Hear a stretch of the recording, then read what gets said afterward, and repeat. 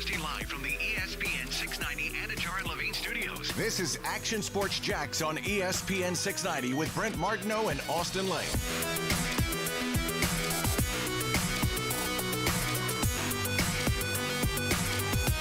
My goodness, the rain was coming down today. There goes a baseball game. Rescheduled for tomorrow. It's that time of year. We got a lot of, by the way, high school basketball playoffs, soccer, girls and boys. So there's a lot going on right now in the high school ranks. Austen Lane's here. Stuart Weber is down at Daytona for today and probably Thursday, and we'll be down there Sunday. So, hey, Super Bowl's over, but there's a lot happening, including Trevor Lawrence throwing on Friday in Clemson. So we'll see what happens there. That's probably the most exciting thing. And Urban Meyer, I just tweeted, he might raise a Lombardi trophy and then tell us who helped him do it with the staff. The Jags still haven't named the staff. Here's the deal. The Jags staff is done. It's set. They are just working on a couple of minor technicality things from what I understand, but it's done. So just let's go. We need something here. But do we really need it? Do we really need it, or are we just wait? I would like for them to announce so we can talk about it. I don't understand, everything's already pretty much in paper and in writing, but, it's still fun to say officially, Yeah. Something is to be said for that. I actually brought this up and asked somebody today, and then Made by Tim just tweeted at me as well, and he brought up the same point, and I think it's a good point. I don't know if this is part of the holdup today. It's been a while anyway, right? Mm-hmm. But Marty Schottenheimer passed away. Obviously, Brian Schottenheimer looks to be the Jaguars' passing game coordinator, quarterback coach, and so maybe there's a lack of announcement, at least today, because of that. It could be. I don't know. I really don't know if that's the case. I just know they are also buttoning up some things along the way. And for whatever reason, this is an Urban Meyer decision. He just doesn't want to announce it yet. And so, again, it could be a little bit Schottenheimer related today, but we're talking a couple of weeks now old on finishing up his staff. And do you think it's going to be all done at once? Every single position? Oh, yeah, coach? every position. It'll no be doubt. One false swoop. The water boy maybe will be announced a hype video or something release. like that. Maybe it's going to be the Avengers thing, but it's going to be all redone with all the position coaches and stuff like that. I think it's interesting nowadays too, right? Because the titles are I've never been a title guy. I don't care about titles. I always have said that in even every sports department that we work in. We don't label people. I know Do you have people business cards? We do. We've had it. What does it say on your business card? I don't know if I have them anymore. See, he doesn't care, everybody. I don't even think truthful. Do you have business cards, Coos? I don't carry business cards around anymore. I don't. I do, but mine still says part-time on-air talent. So. Nice. Nice. Well, yeah, half the time you're chilling. Half the time you're I know mine have in the past said weekend sports anchor or something like that. But I don't know. That's because they make them up though. They put them. You don't get your own business cards? I don't design my business card. They make them up for you. You have that option, don't you? Austin, you could probably get business cards. You just got to talk to the Who am I talking front to? desk people. The who? The front desk people? Yeah, whoever's at the front desk, they both can do it for you. Are business cards still a thing? I don't care. I don't want to have a business card. Are business cards a thing, seriously? One step to being professional. Do you carry around business cards? I got one on my trip. I got one business card. Let me see. On that 10-day trip, I met some folks. Yeah. And it was helpful. Well, but they have that business card you app. Business card? Right? Where you basically take a picture of the app and it goes in, and that's the way. Take a picture of the business card. You don't get no one gives you business cards? No, they do, but I what do you do with all the business cards? Save them and log them into your phone? I do. I have a stack that. Yeah. I'm holding my hand probably 6-8 inches tall of business cards. Mm-hmm. And I throw them off to the side and then forget to log them into my phone. Or I just say, text me your number, and now you're in my phone. See, that's not how the pros do it, Brent. That scan QR code no, on that's your what we do card. have that. Yeah, I've got the app that does it. There's scan QR codes on business cards the same now? way you would see someone's menu right now. Yeah, no, I got you. I didn't know that was a thing, though, on business cards. Take them to your DJ website or something. I'm about to get me one of those. I did find my card. It has an email that no longer works, and it says I'm the night show host. Can I see that real quick? You bring it in here? I want to see if I should get some business cards. I think, here's what I think. I don't think business cards have been rendered useless, but they're getting close to the landline phone at home. Oh, that's not bad, Coos. Business cards are like the landline phone at home. Does anybody have one anymore? Good thickness? What are you saying? Landline phone. Oh, no one's got that anymore. That's like Our a business boss card. does. good. It's got one of those watermarks? I just got rid of my landline phone. Because you need a watermark in there. Because because the kids, I needed to keep it so the kids didn't have cell phones up until like last year. And so that was the reason why we had it, Now just in case they needed it. Thanks, Goose. A lot of times it's like more expensive to get rid of the landline too. Like I know. Well, my true. parents The went through package, that. now it costs like 20 cents to have a landline phone, but it costs $250 to have everything else. Yeah. So anyway, I was getting at is these titles are interesting now. Sure. I got to believe this is agents' work, right? Does it really matter if you I think the passing game coordinator stuff is interesting. Now we've had a breakdown. Like last year, remember there was like the safeties coach. Mm-hmm. I don't know how long that's going on, but it feels kind of new. Like when they break up the secondary, it used to be like, hey, all right, you're the assistant head. Now you get the assistant head coach moniker if you've been around a bit. Yeah. Senior defensive coach. Like if you're Bob Sutton, I'm sure we'll get a senior title because he's been around the block. Yeah. But it used to be offense coordinator, defense coordinator, special teams coach, linebackers coach, defensive line coach, secondary coach. Well, now there's like tackle coach. Sure.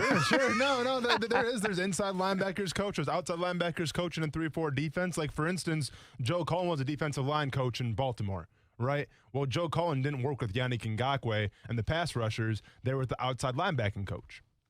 Yeah, I feel you. Okay. I hear you. Okay. I do think some of that makes sense. I'm just saying, I feel like we have more coaches than we've ever had before with titles. Correct. You know, and I agree with you. I don't know if that's an ego thing, an agent thing. I don't know if it's an actual designed nature thing. I think it's a little bit of everything. Yeah. I mean, I think a little bit has to do with where the game has gone. I think a little bit has to do, obviously, with your title in terms of the cash. The dollars, yeah. The dollars. And I think a little bit has to do of, like, if you've earned your stripes, if you have, sorority or seniority, if you will, then, yeah, like you get a better title, for instance. So, yeah, it's a little bit of everything. So here's the deal. I say in our Jaguar staff is all set. It's set. Like now they just got to announce it. Now, what's not said is a couple of I's and dotting the I's and crossing the T's, and that's why they haven't announced it. But I would expect it any time soon in the next 24 hours, I think. What is next for Urban Meyer after that? Now, this, he said he was going to go to work on it. He's worked pretty hard on this. I mean, it's been really 3 weeks of compiling a staff, maybe even more so if you really go back to the process. He had guys in mind, right? And so as we look at it, we really – I don't know how you grade staffs, and we're going to sit here and be like, hey, he compiled a nice staff. I think he has a nice mix of NFL and college guys. I don't mind Darrell Bevell. I don't mind Joe Cullen. I don't mind Brian Schneider. Like, those are the big hires, really. I think the Schottenheimer hire, along with Bevel, is actually pretty good, too. So I don't know what they all mean, but I don't mind it. Like, we'll see how good it is. But I trust Urban Meyer. I'm kind of in the Urban I trust mode to say, hey, if he thinks these are going to be good coaches, he knows the importance of having a good staff. All right, I'll buy into it. Yeah, I mean, listen. Urban Meyer right now has been given the keys to the franchise, as he should. There's a reason why he's here in the first place. And if Urban Meyer feels comfortable with Joe Cullen being defensive coordinator, then I'm going to trust Urban Meyer. Yeah. Okay? Because Urban Meyer right now as the Jacksonville Jaguars head coach has given me no reason not to trust him. So whatever he thinks, whatever, he envisions with this coaching staff, you know what, Brent?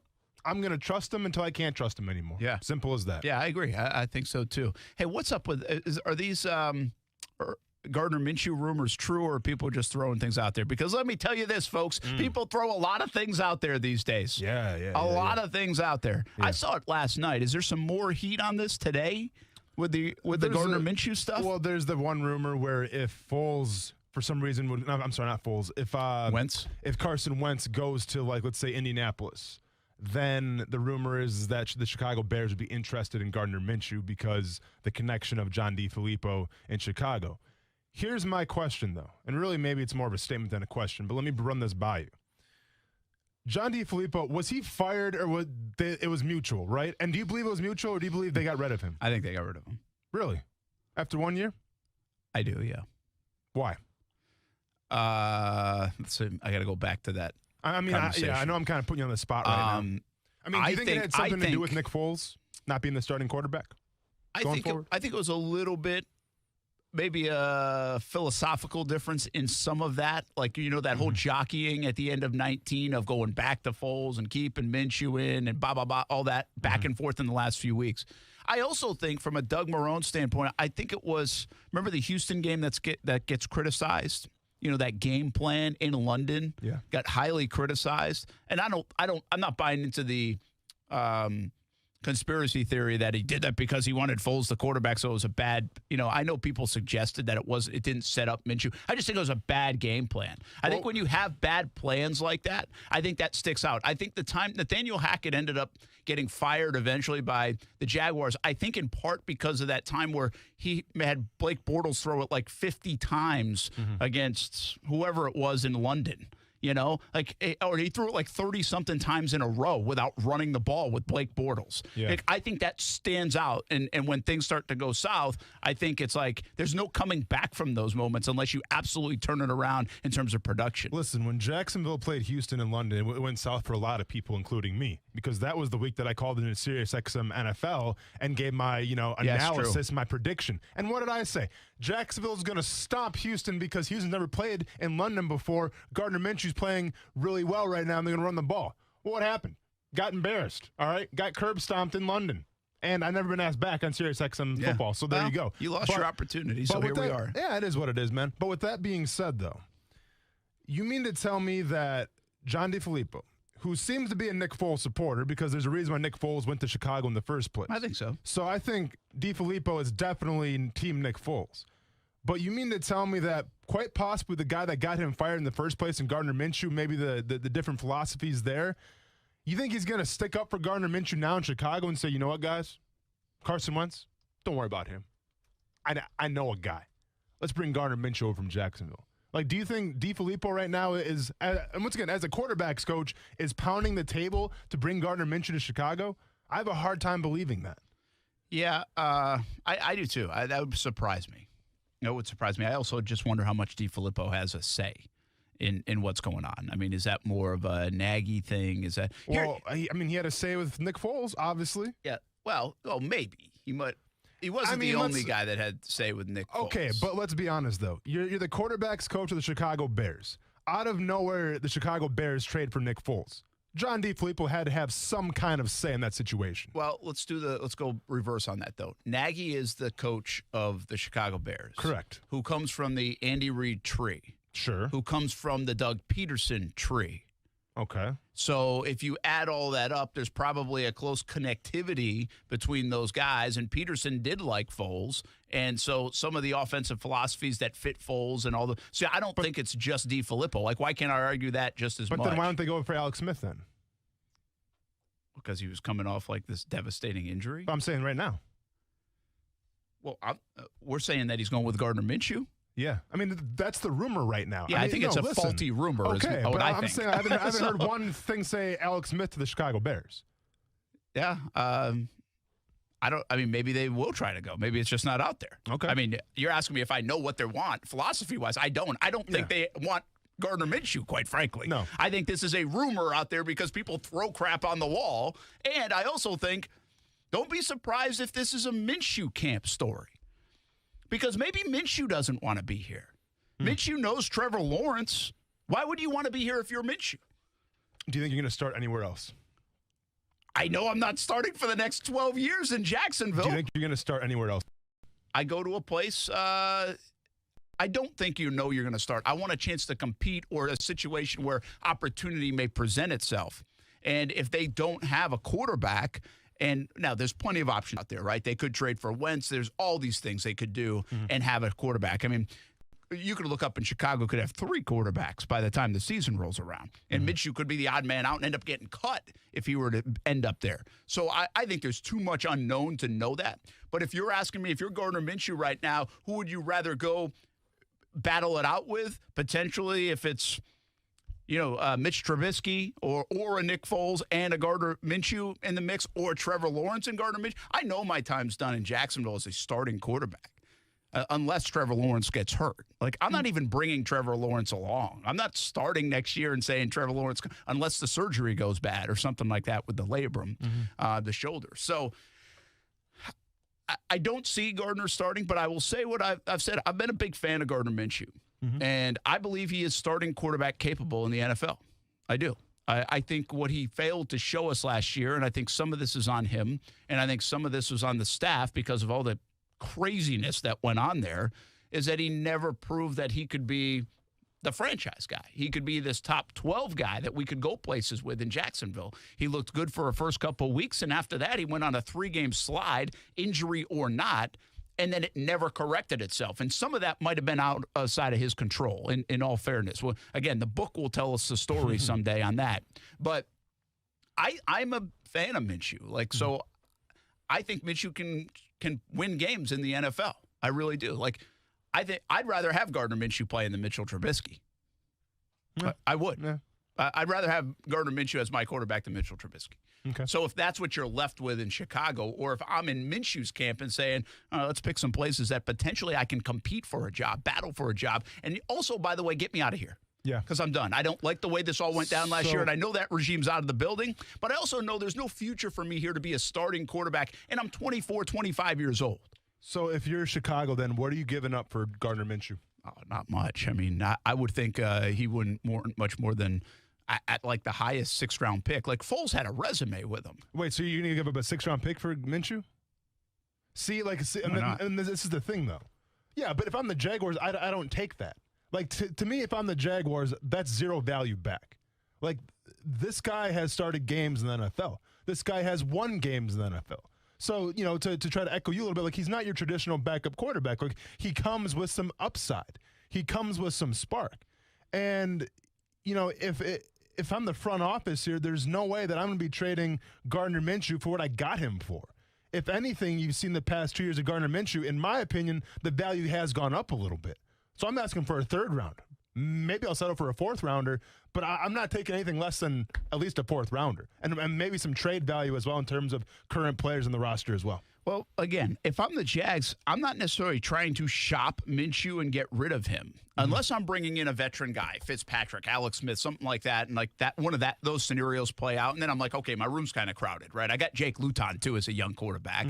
I got a guy that might not be that happy anyway, and he doesn't check all the boxes. So maybe I don't see Minshew as my backup forever, but I'm not shopping him if I'm not answering the questions that way. If I'm not planning on bringing Fitzpatrick in, I'm perfectly fine with Gardner Minshew being the backup quarterback in Jacksonville. In fact, I think it makes you pretty strong in the room.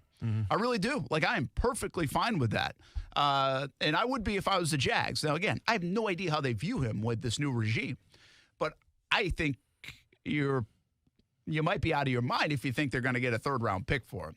They got a 4th-round pick for Nick Foles, even with a hefty contract, but he did have a Super Bowl MVP, and there was some familiarity with Foles in the place that he went because of DeFilippo. And again, I think this. And Minshew beat out Nick Foles. I get it, but I just don't think the rest of the league looks at it that way. I mean, Minshew also was a 6th-round pick. Minshew, I don't think the phone is ringing off the hook to say, bring Gardner Minshew over here. I just don't. I think the sample size is way too small on that. Even though I believe I'd rather have him than Foles. Yeah, no doubt. No, I just don't think the rest of the NFL thinks that way. No, and that's fine. But once again, if I'm the Jacksonville Jaguars, I really lose nothing by keeping Gardner Minshew. I agree with you. Whether it's going to be a distraction or not, whether he's fed up, I'm not sure about that. But all I know is that I have a guy on my roster right now that has starting experience, that's had some success, and that I got in the 6th round, and that I'm paying a very minimum rookie contract to. So he's going to sit on my roster unless somebody from a different team wants to give me better than a 6th-round pick, preferably, like I said, a 3rd or 4th-round pick. And that's, again, I think that's okay. I just don't know if the Chicago Bears, duped once already by the Foles 4th-rounder, will say, hey, Jacksonville, sure, let's give you a 3rd-rounder or a 4th-rounder. I just don't see it happening. Listen, but I'm not sure how much. Now, Blaine Gabbert once got a 6th-round pick. Yeah. So he's better than both of those options. Again, from the Jags' perspective, I don't know if I budge on that. That's no value to me. Listen, just because the Bears took, that they gave up what they gave up for Nick Foles, I mean, I'm not sure what the market was like for Nick Foles. Maybe they overspent a little bit, but that's not on them. I mean, I'm not going to hold them, in lower regard because they overpaid for Nick Foles. No, so be it. If you want Gardner Minshew, it's going to be a 4th-rounder, and we'll see you there. Yeah, and then maybe they would do it. Again, what's hard to grasp here, this report or whatever now is circulating out there, I think it's 2 things, okay? This is what I really believe. I believe that somebody threw it against the wall because that's what a lot of people do now. Sure. Or secondly, I believe it's a Minshew camp thing because he wants out. And I don't know that. But I could see that saying, hey, let's try to throw the name out here because we don't want to be here anyway. We don't see a chance for me to start. Yeah. What I don't know is where else could he – you raised the question, where else could he start? Like, what would be a good situation for Minshew to at least present opportunity over the next 12 to 18 months at the quarterback spot? Because if I'm Minshew, I'm thinking, I didn't even get a big chance here in 2020. I got hurt, and then I got in the doghouse. Yeah. Let me show you what I got. Yeah. I mean, from his situation right now, and I can go through team by team. Well, let's answer when we come back. Where do you think he could go? Let us know on social media at Brent A.S. Jax, ESPN 690 Jax on Twitter, Facebook, YouTube. You can always call in 904-362-9901. Again, I slow down on the Minshew stuff. I think he's going to be in Jacksonville longer than a lot of other folks think. We'll be back on ESPN 690. Action Sports Jax with Brent Martineau on ESPN 690 is brought to you by Best Bet Jacksonville and Orange Park. Now, the first alert forecast on ESPN 690. Mild today under partly to mostly cloudy skies, scattered showers developing, and perhaps a thunderstorm with highs from 70 to 75. Join me beginning at 5 p.m. for CBS 47 and Fox 30 Action News Jax from the First Alert Weather Center. I'm TV meteorologist Mike Burrish. The Weather Center is brought to you by Beards Diamonds, where now through Valentine's you can save thousands. Find out more at beardsdiamonds.com. Cease and desist. You gotta love lawyer talk, don't you? I got a letter from the competitor's lawyer accusing us of stealing all their best people. They demanded that we cease and desist. The ugly truth is that the other company was actively driving away their best people. Management didn't treat them right, so they voted with their feet. And most of those plumbers and techs initially hired on somewhere else other than Griffin Service. Except those somewhere else companies weren't any better in terms of how they mistreated their people. So a few of those guys came to work for me at Griffin Service, where I absolutely gave them the respect and appreciation they deserved. Then word got around. If you want the best job you'll ever have, come work for Tom at Griffin Service. That's good news for amazing AC techs and plumbers, and bad news for my competitors and their lawyers. Because I'm not going to stop revolutionizing the AC and plumbing industries here in Jacksonville, and I'll never cease and desist from treating my people and my customers the way they deserve. GriffinService.com. License number 1250697. Don't forget to celebrate your love this Valentine's and save thousands at Beards Diamonds. Shop now through Valentine's at beardsdiamonds.com and see hundreds of specially priced sweetheart deals. Like a half-carat diamond solitaire necklace, retail $16.55. Beards special Valentine's price, $10.75. You save over $500. Or half-carat diamond hard necklace, retail $900. Beards Valentine price, $585. And lots of diamond earrings to choose from, like a 1.5 carat pair. Retail $49.99.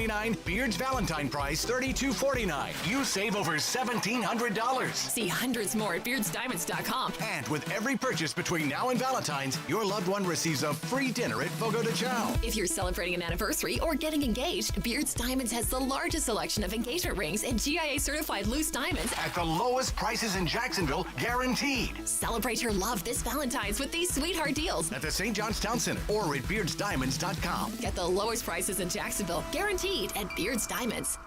Let's say you have ED, male impotence, or maybe you suffer from PE and can't satisfy your partner. If you have either or both of these embarrassing conditions, Prime Men's Medical Center has the solution. Meet Dr. Rabinski, a specialist in men's health. If you're experiencing ED or PE, Prime Men's Medical Center has custom blended medications designed just for you. There's no pain and no surgery. If you have diabetes, high blood pressure, or prostate issues, not a problem. If Viagra, Cialis, or Levitra have let you down, Prime Men's Medical Center has patients lasting 30, 60, 90 minutes or longer. You'll see results on your first visit, guaranteed, or your visit is free. And best of all, it's affordable. For a private consultation with our highly skilled physicians, call 904-206-8105. We guarantee that you'll see results on your first visit, or there's no charge for your consult. Call Prime Men's Medical Center now at 904-206-8105. That's 904-206-8105. No matter what you are driving, you can step up to luxury now at any of the Fields Auto Group dealerships in Jacksonville. Cadillac, Jaguar, Land Rover, Lexus, Mercedes-Benz, and Porsche. Yes, it's luxury for less at all Fields Auto Group locations in Jacksonville. Plus, you'll also be part of their exclusive Fields Amenities program, where you will get complimentary loaners, car washes, and cafes. So whatever you're driving, see Fields first and step up to luxury for less during this amazing opportunity. Visit fieldsauto.com. I'm Action News Jax Tanika Hughes, and one of the great things about living in Jacksonville is our diverse communities. It's so important that the local stories we cover in our newscasts reflect the people who live here. That's why we've launched Action News Jax Gets Real, to get real on issues like racism, housing challenges, and unequal access to health care. It's having difficult conversations, as well as celebrating people making a difference. This is Action News Jax Gets Real. Real talk, real change. If you love golf or know somebody who does, you need to get this deal. 8 rounds of golf for less than $12 per round plus cart fees with a Dream 18 golf card at great area golf courses like St. John's Golf and Country Club, Amelia River Golf Club, and Eagle Landing Golf Club. And this isn't just a golf card. Get a free shirt from Baker Sports, a free hat at Dome Hats, and a free smoothie from Smoothie King, plus 15% off any purchase at Palm Beach Autographs. Go to ESPN690.com to purchase the Dream 18 card for $95. Hundreds of dollars in savings and the perfect gift. Hey everybody, this is Brent Martineau from Action Sports Jax on ESPN 690. Hope you catch the show Monday through Friday from 3 p.m. until 6 p.m. But if you can't catch it, or if you want to go back and listen again, check out the Action Sports Jax on ESPN 690 podcast. Just search ESPN 690 in your podcast app. Austen Lane. And Tony Khan clap back. There you go, Kuz. There's your clap back for you. Clapped. So, It's just a gamer thing. Eric Clapton. Okay. Yeah. That'd be a good gamer name. I'm using that tonight. Gamer name. Check your boy, I'm Eric Clapton. Oh, that's so good. Brent Martineau. Yeah. You guys just had a moment. Action Sports Jax on ESPN 690. How do I wrap my head around it? I mean, he's one of the GOATs. I've been watching him my whole life. It seemed like my whole life, but I've been watching him for 20 years now, or how long he's been in the NFL. I watched him, when he was with, Michigan, playing against the Ohio State Buckeyes. So I've been watching him for quite a while now, and just to see, him go out and do the things that he's done, in his career, for him to win another one yesterday, in the fashion that he won, it was pretty cool. It's very inspiring for a guy like myself. But two different sports, two different positions. I don't know how long I'm gonna play the game. I don't know how much more I'll be able to give to the game. But the way I feel right now, we'll see what happens. That is LeBron James. Petty to not say the M about the team up north. Like he actually went to Ohio State or something. Should we call, should we start saying like Tennessee and Titans? Should we do something for the with Tennessee? Oh. I mean, so does anybody do all rival like Florida and Georgia? They don't do that. Florida and Florida State. No, it's just an odd thing. They just get in bar fights. Yeah, it's an odd thing for Ohio State and Michigan, like to just X out the M. So, and I understand because the M's like the big logo, right? Yeah, for Michigan, so that's why they do that. Yeah, but so you're saying you want to do something for Tennessee? I mean, they do have the big T on their helmet. I mean, listen, what more do you want from me? Because I've told this story before. I was in downtown Nashville at Tootsie's Orchid Lounge on a Saturday in the summertime, and I got pulled on stage to sing some karaoke. I sang Garth Brooks' Friends in Low Places because I told them that I played for the Titans. No. I told the story for the Titans. And I said I played for the Titans. So they brought me up stage. I sang Garth Brooks' Friends in Low Places, and after I was done, I said, "Just kidding, Duval," and I dropped the microphone. That's terrific. And it was like shoulder to shoulder in there. This is obviously pre-COVID. Can you imagine, right? If there, I did my part. If we could get video of that, just how well that would do on social media right now. What kind of hero you would be here in Jacksonville? I'd have to heights you could elevate this show to just off that video. I'd have to reach out to a few friends who I haven't talked to in a while. There might be video out there. We should look into that. Yeah, there might be video out there. This would be totally us using you. Yeah. But if we link it on with ESPN 690, now given the platform you have, this could be good. And I didn't even know like that was a big deal at Tootsie's. I didn't know it was like historic when I was there. Oh yeah. Everyone's like, "Oh, Tootsie's." I'm like, it sounds like a gentleman's club. First of all, so be easy with that. But and by the way, it's always like shoulder to shoulder. Oh, it's crazy. That. It's like you can hardly get a beer in there. Yeah, it's like your head's hitting the ceiling. I wasn't having the best of time. I'll be honest with you, but it was cool getting pulled on stage. That is pretty good. Yeah. So there you go. I mean, I'm doing my part. What are you doing? Not much. Not much. At least you're honest. I've hated the Titans so long. I've tried to, and every time I do it, they just keep winning. Be honest, though. Are we – because let's be honest, we're a team, right? So if you go to war, I go to war. If I go to war, you go to war, right? I think. We established? Yes. With that? Waterboy. Okay. I'm just saying 2 o'clock. I'm just saying 2 o'clock, a phone call comes through 2 o'clock in the morning, a phone call comes through. I got to be on TV. You better pick up. That's all I'm saying. Okay. But with that being said, are we shifting our focus to New York? Or are we still on Tennessee right now? Because I feel like New York's trying to take they're trying to come at us right now. Yeah, I think New York's a fun, like, on the periphery one. Okay, so we're watching them. Yeah, we're not keeping an trusting eye on them. it. Just give him a jab here or there. A little right there, friend. All right, yeah. A little Izzy Alcantara kick to the catcher. That was a little nothing. That was a big kick. That was a big kick. Yeah. You got to go back and look that one up, kids. Yeah, for sure. That's the real deal. So we're still focused on Tennessee, though. Yeah, we are. Okay, on Tennessee. Okay. Steven wants to jump in on Gardner Minshew. Where's Gardner Minshew going to be in 2021 this fall? Steven, what's up? Steven's ready to go to war against Tennessee, too. I know he is. Oh, any day of the week. Give me a shout, man. I'll be there and go to war with you. There it is, man. I love it. Oh, yeah. Syndicate all the way. Go to war. See? Anyways, I think a good landing place for him would probably be, and I'm taking a page out of Brent's book here with Alex Smith. It's a bad book. Maybe Washington. I mean, he's got talent and upside. Might as well have a good mentor like Alex Smith. I mean, he was a mentor for Patrick Mahomes before he got hurt. Yeah. Mind you, Mahomes had more talent, but still. And Washington State, come home. Something like that. Yeah, something like that. All right, Steven, I could see that. I mean, Washington's an opening, but you think Ron Rivera's going to – I see what Ron Rivera did with Dwayne Haskins. It's like no nonsense. Like, if you're not going to make it as a quarterback, we'll see you later. And doesn't he almost have enough of those guys that don't, like, check the boxes, right? He's already had Cam, Cam obviously checks, like, all the athletic boxes, arm strength, but the accuracy is off. It started to wane down the stretch. You got the Haskins experiment that he gave up on in a hurry, you could tell. Heineke is kind of a fun thing. Isn't Heineke kind of right now? Isn't Heineke kind of Gardner Minshew? Heineke mania right now. He kind of is Gardner Minshew, isn't he? It's not like you can have Minshew mania and Heineke hullabaloo right now at the same time. Yeah, that's a word, right? Sure it is. Hullabaloo? Sure. Yeah, we're gonna call that a word. You can't have them together at the same time. Yeah, there is. Minshew mania was a thing. Is there even that quarterback? I mean, is Heineke the closest thing to that right now in the NFL? I mean, I'm not sure if I'd even call it close. Like, we literally just saw one game and then it was over. You know?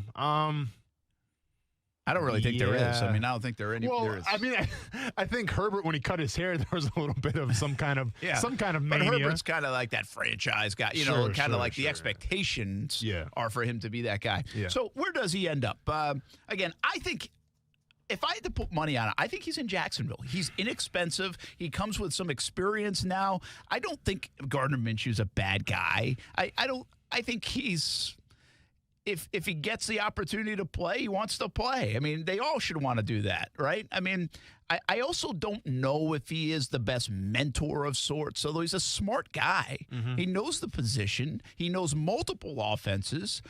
I do feel like there's a little bit of that pissiness, if you will, in Gardner Minshew that says, I still want to go play right now, and I don't want to be the mentor. I'm 25 years old. I think I can play, and I know I can play in this league. I hardly got a chance in 2020. And so I think that's why I lean toward this could potentially be his camp kind of leaking stuff out there to say, hey, let's see if there's any interest out there. I might have a team for you.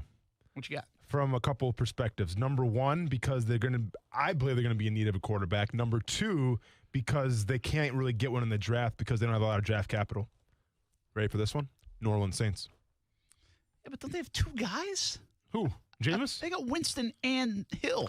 Are you buying into the I'm not, but they have Winston right there. Yeah. He just spent a year in his system. Yeah, but was a one-year deal, though, right? It was. But yeah. Are they going to bring him? We don't know. Are they going to bring him back? Well, the reports around Super Bowl time where they're leaning toward him being the front runner to be the guy. I mean, what does that mean? I don't know. Yeah. I'll actually give you a place. Hit me with because I thought Stafford could end up here, and we'll see if they go get a big quarterback. What about, like, the Broncos? Yeah. Or do they already have that in Drew Lock? Still kind of waiting to see what they have. I think there's similarities there. You know what's so fascinating about the quarterback position is a lot of the teams already have the Drew Lock, Trubisky, Minshew, and by that, I'm not even saying they're all alike, but the jury's still out kind of quarterbacks. Sure. Right? Giants, Daniel Jones. Daniel Jones. Well, the Dolphins, they just invested as well, but they don't know if he's like going to be the guy. Look at the Rams. Look at the landscape of the league. Stafford and Goff and Wentz and chaos. all these guys that already got paid. Their league. Jimmy Garoppolo. They're not sure he's the guy. So, and then you have this other tier that they're the guys, right? And Jacksonville's going to have that with Trevor Lawrence, where they are going to commit to Trevor Lawrence, and it's going to take a while before they decommit from Trevor Lawrence for him to go in a different direction. So I think that's the interesting part of the landscape of the NFL right now, and it makes it tough for a guy like Gardner Minshew because I think a lot of teams they're either all set with their franchise guy, from Russell Wilson to Josh Allen to Patrick Mahomes to Trevor Lawrence to you name it, Tom Brady even in Tampa, or they're kind of already got the guy that we're just not sure we kind of like, but we're not sure. And that goes from the Drew Locks to the Trubiskys to potentially the Jameis Winstons to the Tuas. There's a whole nother list, but they're already there. It used to be that if you had a decent success at quarterback, you might get another opportunity to be a starter. Even Chad Henne got a couple of opportunities before they said, hey, he's a backup. Sure. Gardner Minshew won 6 games as a rookie quarterback. He basically got about 5 games last year, and that was it. And I don't know if he's going to get that opportunity unless it comes being a backup and somebody gets injured and he wows again, kind of like he did his rookie year. We got Nathan Fields chiming into me on Twitter saying, what about the 49ers to get Minshew? It's an interesting team, but I think the 49ers, and listen, who knows what's going to happen, right? They don't have a lot behind him. I will say that. Right? If say they keep Garoppolo, they don't have a ton behind. No. What's his name? Who do they have? CJ Beathard, Beathard, right? And the other guy, though, that Mullins. Oh, Mullins, yeah. And I don't even know their contract status, but like Minshew to me is better than both those guys. But I also get the feeling that San Fran's taking a guy in the draft, I think. I think they're either making a move for somebody or taking a guy in the draft. But now here's the thing, though. You're a Trey Lance guy over to San Fran. Yeah, I'm a Trey Lance guy. But that's the thing, though, Brandon. It's not a – listen, there's worse spots to go for Gardner Minshew if you're trying to go someplace to San Francisco, because think about this. And I don't know what's going to happen with Jimmy Garoppolo. Listen, when we did our quarterback, where they're going to end up, we had Wentz staying in Philly, and we all had Goff staying in L.A. We did. So what do we know?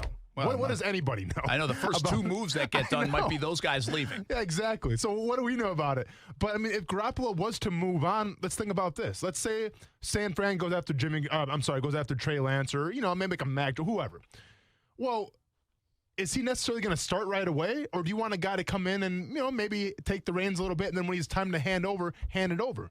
Minshew can be like that bridge guy. Well, so Stewart just brought up they signed Rosen as a flyer guy. Now, I don't know, again, what's the contractual status of that? I don't know. But let's go real quick, okay, before we go to break. Let's go quick.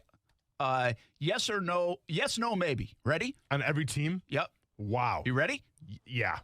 Are the listeners ready? Let's go. No, come on. Let's do it. I'm ready. I'm here. It's freaking Tuesday after the Super Bowl. Let's do it. Let's get it. Bills. No. Dolphins. No. Why? As what? A backup? Or are we a starter here? If I'm Minshew's camp. Okay, so I'm going to Minshew right now. I want to go someplace. Yeah. Okay, then I'm going to Miami. Okay. I thought you were talking about the team. I'm like the team trying to bring him in. No, yeah. Okay. I think I'd like to kind of say I would like to go here. Okay, I don't know if Minshew has that cachet. So I'm in Minshew's shoes right now. Where I think I could get opportunity, right? Because again, I think that's where this might be coming from. Like, I'm done in Jacksonville. I didn't like the way that went down last year, and I know they have their franchise guy. I'm not it. So if I'm Minshew and Minshew's camp, like, let me go find a spot where I might be able to compete, or there might be a slip up and I can take advantage of that slip up. Okay. Miami's the place I'm thinking of. Miami. Okay. Patriots. Yeah, why not? Yeah. Right? Yep. Why not? Yep. Jets. No. It doesn't make much sense right now, right? Because even if they draft somebody, they could keep Darnold. Darnold's not on the move yet, so the way it sits, it doesn't make sense. Chiefs. No. Raiders. No. No? I mean, listen, if I want to go for a backup spot, but I don't think Gruden's going to be like, let's bring him in as a starter. Hey, man, let's get this Minshew Manny as a starter, man. I'm working on it. It does seem like Gruden's kind of a check-the-box guy, too, I right? just crushed that. You did. No, I didn't. Yeah, he's a check-the-box guy, for sure. Chargers. Tyrod Taylor's the backup. And you know how I feel about Tyrod Taylor. You know how I feel about. No, I don't think so. Because Herbert, you know, like he's the future. Broncos. Once again, I think it's intriguing, but if Drew Lock's already there, no. And I think they could make a play. Elway has this history of just making bigger plays for quarterbacks, or at least being interested. Yeah, but how those plays panned out for the Broncos, it doesn't matter. I'm just saying he has a. Maybe Minshew wants to go. Like, he might go get Jimmy Garoppolo or Sam Darnold or somebody like that. It feels like he might get that guy. Yep. The Steelers. Don't they have like 15 backups, including Joshua Dobbs? No, because they just actually brought Haskins in. So crowded that room. But also assuming that Big Ben's coming back. And I think that's certainly the trend is that way. The Ravens. No, because the style, it doesn't fit him. Yeah. Browns. No, because they just got, who's the backup there? Case Keenum. Yeah, but don't I say, I actually like that for like Case Keenum? But I feel like they're pot committed to Case Keenum. They just gave him a contract. Was it like a 2 or 3 year deal? I think it was a 3-year deal, yeah. Bengals. I mean, Burrow's the guy, you know? Yeah, it doesn't make much sense, does it? Titans. I mean, I've heard, yeah. Why not? Colts. Why not? Texans. Yes. Go everywhere in the AFC. I mean, listen, I'm not trying to go. Maybe not, because I don't want to go to that, but that's a dumpster You fire. mentioned, or Steven mentioned Washington. Giants. I mean, Daniel Jones, yeah. I'm confident. Cowboys. No, they're going to re-up on Dak now. Eagles. I mean, no, because there's Hurts and there's got to be a plan in place. You would hope. Seahawks. No. Who do they have as a backup? I mean, no. Rams. No, they got Stafford. No, now. Stafford. Cardinals, Kyler Murray. Minshew over Kyler Murray. Let's go get it. Brent. Let's go get it. Brent, are you trying to get drug tested today? 49ers. We already said. Yes. Packers. No. Chicago. They got Jordan Love. Yeah, Chicago. That's the rumor. Yeah. Minnesota.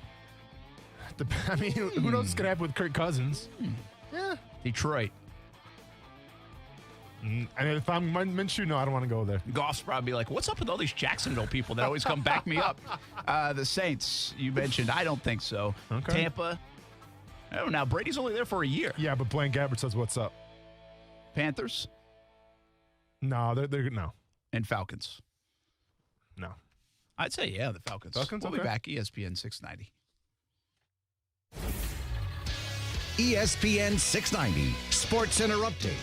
I'm Jake Mitchell. In Major League Baseball, it looks like teams will hit both spring training and opening day on time, provided nothing bad happens in the interim. And when it does, you may see less home runs because MLB is deadening baseballs due to a surge in home runs last year. The NFL season is in the books, but Max Kellerman had this to say about Patrick Mahomes and the loss of the Bucs Sunday night in the Super Bowl. He was Superman. He was everything he was supposed to be. His teammates were not. For a guy who got blown out, he was spectacular. That's one of the best you'll ever see a quarterback play in a loss, let alone in a blowout in the Super Bowl. In fact, was Brady better than Mahomes, all things considered, in that game? In other NFL news, the San Francisco 49ers signed former first-round QB Josh Rosen to a one-year deal. He was drafted number 10 overall by the Arizona Cardinals. This SportsCenter update is brought to you by Morgan & Morgan. Morgan & Morgan, for the people.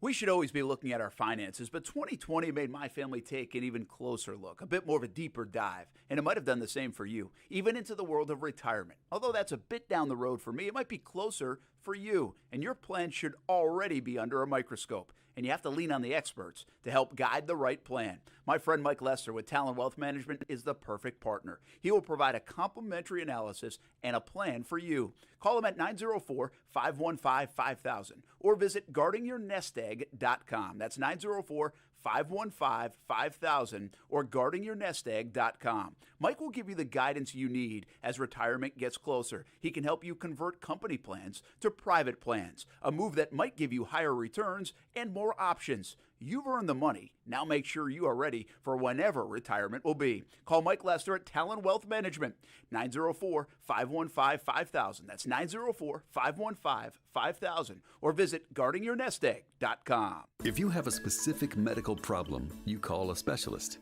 Broken leg? Call an orthopedist. Cataracts? Call an ophthalmologist. At Prime Men's Medical Center, our doctors specialize in ED and PE.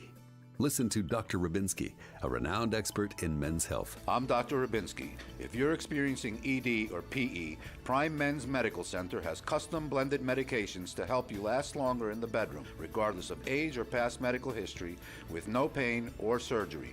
In fact, you'll see results in the office guaranteed or your exam is free. Patients are now lasting for 30, 60, 90 minutes or longer. And best of all, treatments are affordable. Men, if Viagra, Cialis, or Levitra have let you down, call Prime Men's Medical Center for a private consultation with our highly skilled physicians. Call 904-206-8105. 904-206-8105. 904-206-8105.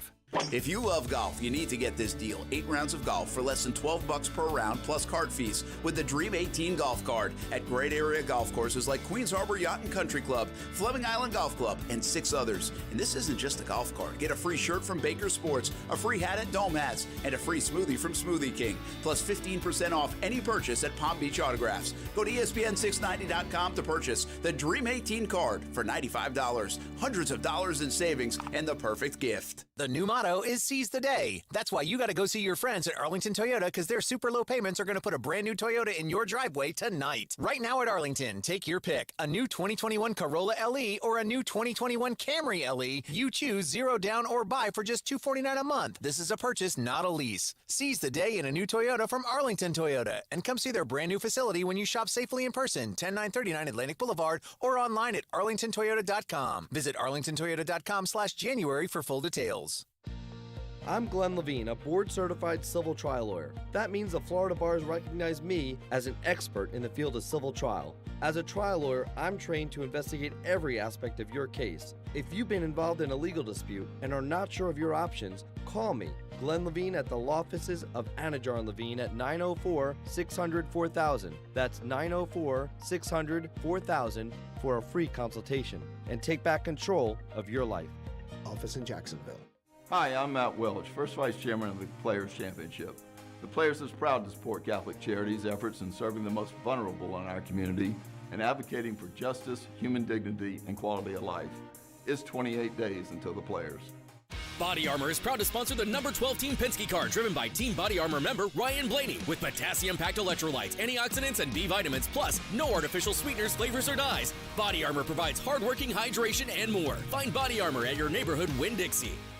Okay, we've got Rick here, a veteran in the league who's gone 0-2 the past Valentine's Days. Do you think he can pull off a win this year? I always like an underdog, Bob, but I'm not sure about this guy. He's passing aisle 3, picks up a bag of wings, he dodges the produce section. But will he pick up the heart-shaped box? Heading toward the candy aisle, he's picking up speed.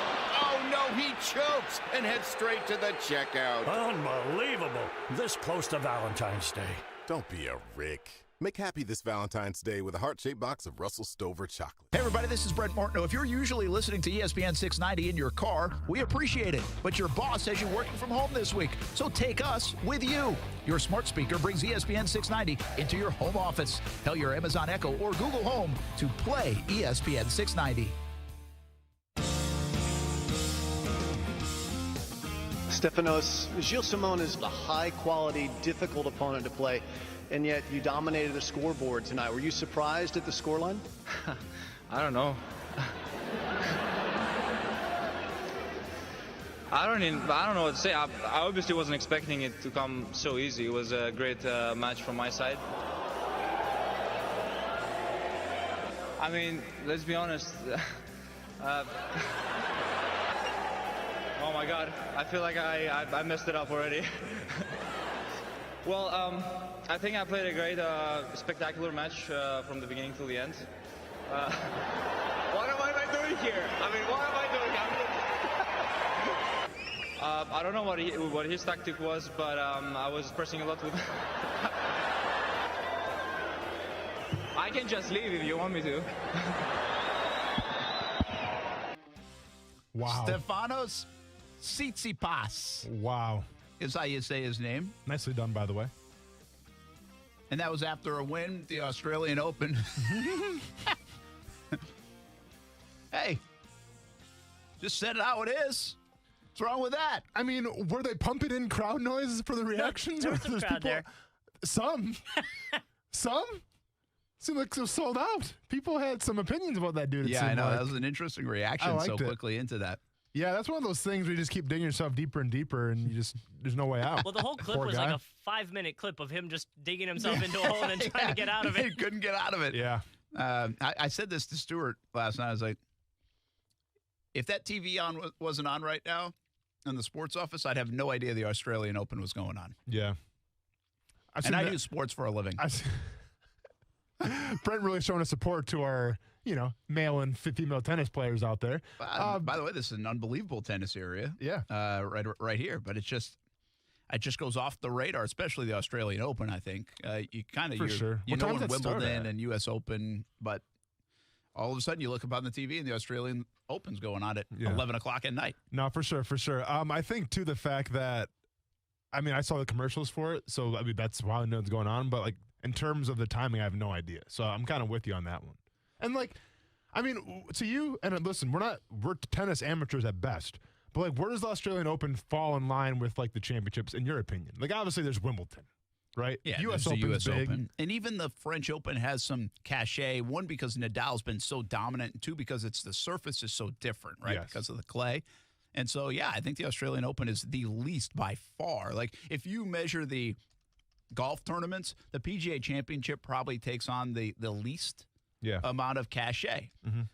Australian Open is way farther down. There's much more separation, in my opinion, between the Australian Open and the other three than there is between the PGA Championship and the other three. Okay. And maybe that's because I'm just a bigger golf fan, maybe, but I think that's factual. Yeah. I think most people would say that. So would you have streaked for plus 750? We called that, by the way. You did. So that's what happened. What's the latest on that? Are they going to honor that bet? Will they do that? Is there a chance he doesn't get the bet? So here's what happened, right? The streaker in the Super Bowl, Harlan with the unbelievable call, by the way. Fantastic. And chef's kiss. So what happened was exactly what you guys said. It was plus 750 if there was going to be a streaker in the Super Bowl. Well, these two guys put $50,000 on that bet. Yeah. One of them was a diversion to the other one. Correct. The one that eventually got out there. Yep. Cost them $1,000 for getting arrested and getting out of there. Yeah. So they're going to clear $374,000. That's the story, unless it's changed in the last little bit. But what I don't understand is because that's out there, because it was so intentional in the way it happened, is there anything the betting service might do to not allow it? Or is this just a genius move? You can't defend it if you're the bookies. Listen, I don't think that the betting service could deny it because you essentially bet on yourself. MMA fighters do this all the time. Boxers do this all the time. You can bet on yourself. This streaker bet on himself.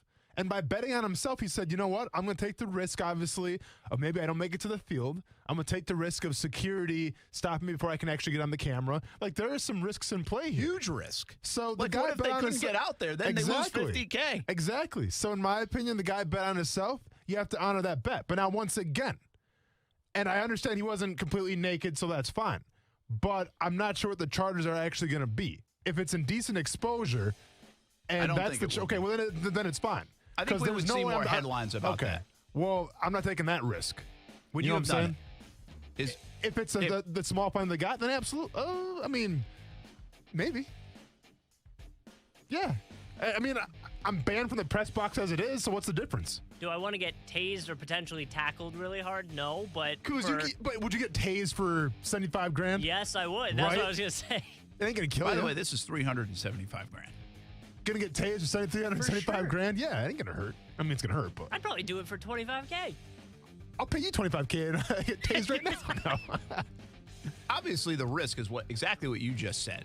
The risk was, can I get out there? Correct. To complete the bet. By the way, it was a heck of a run by the guy. Impressive. Once you're out there, impressive. It's a heck of a run. Impressive.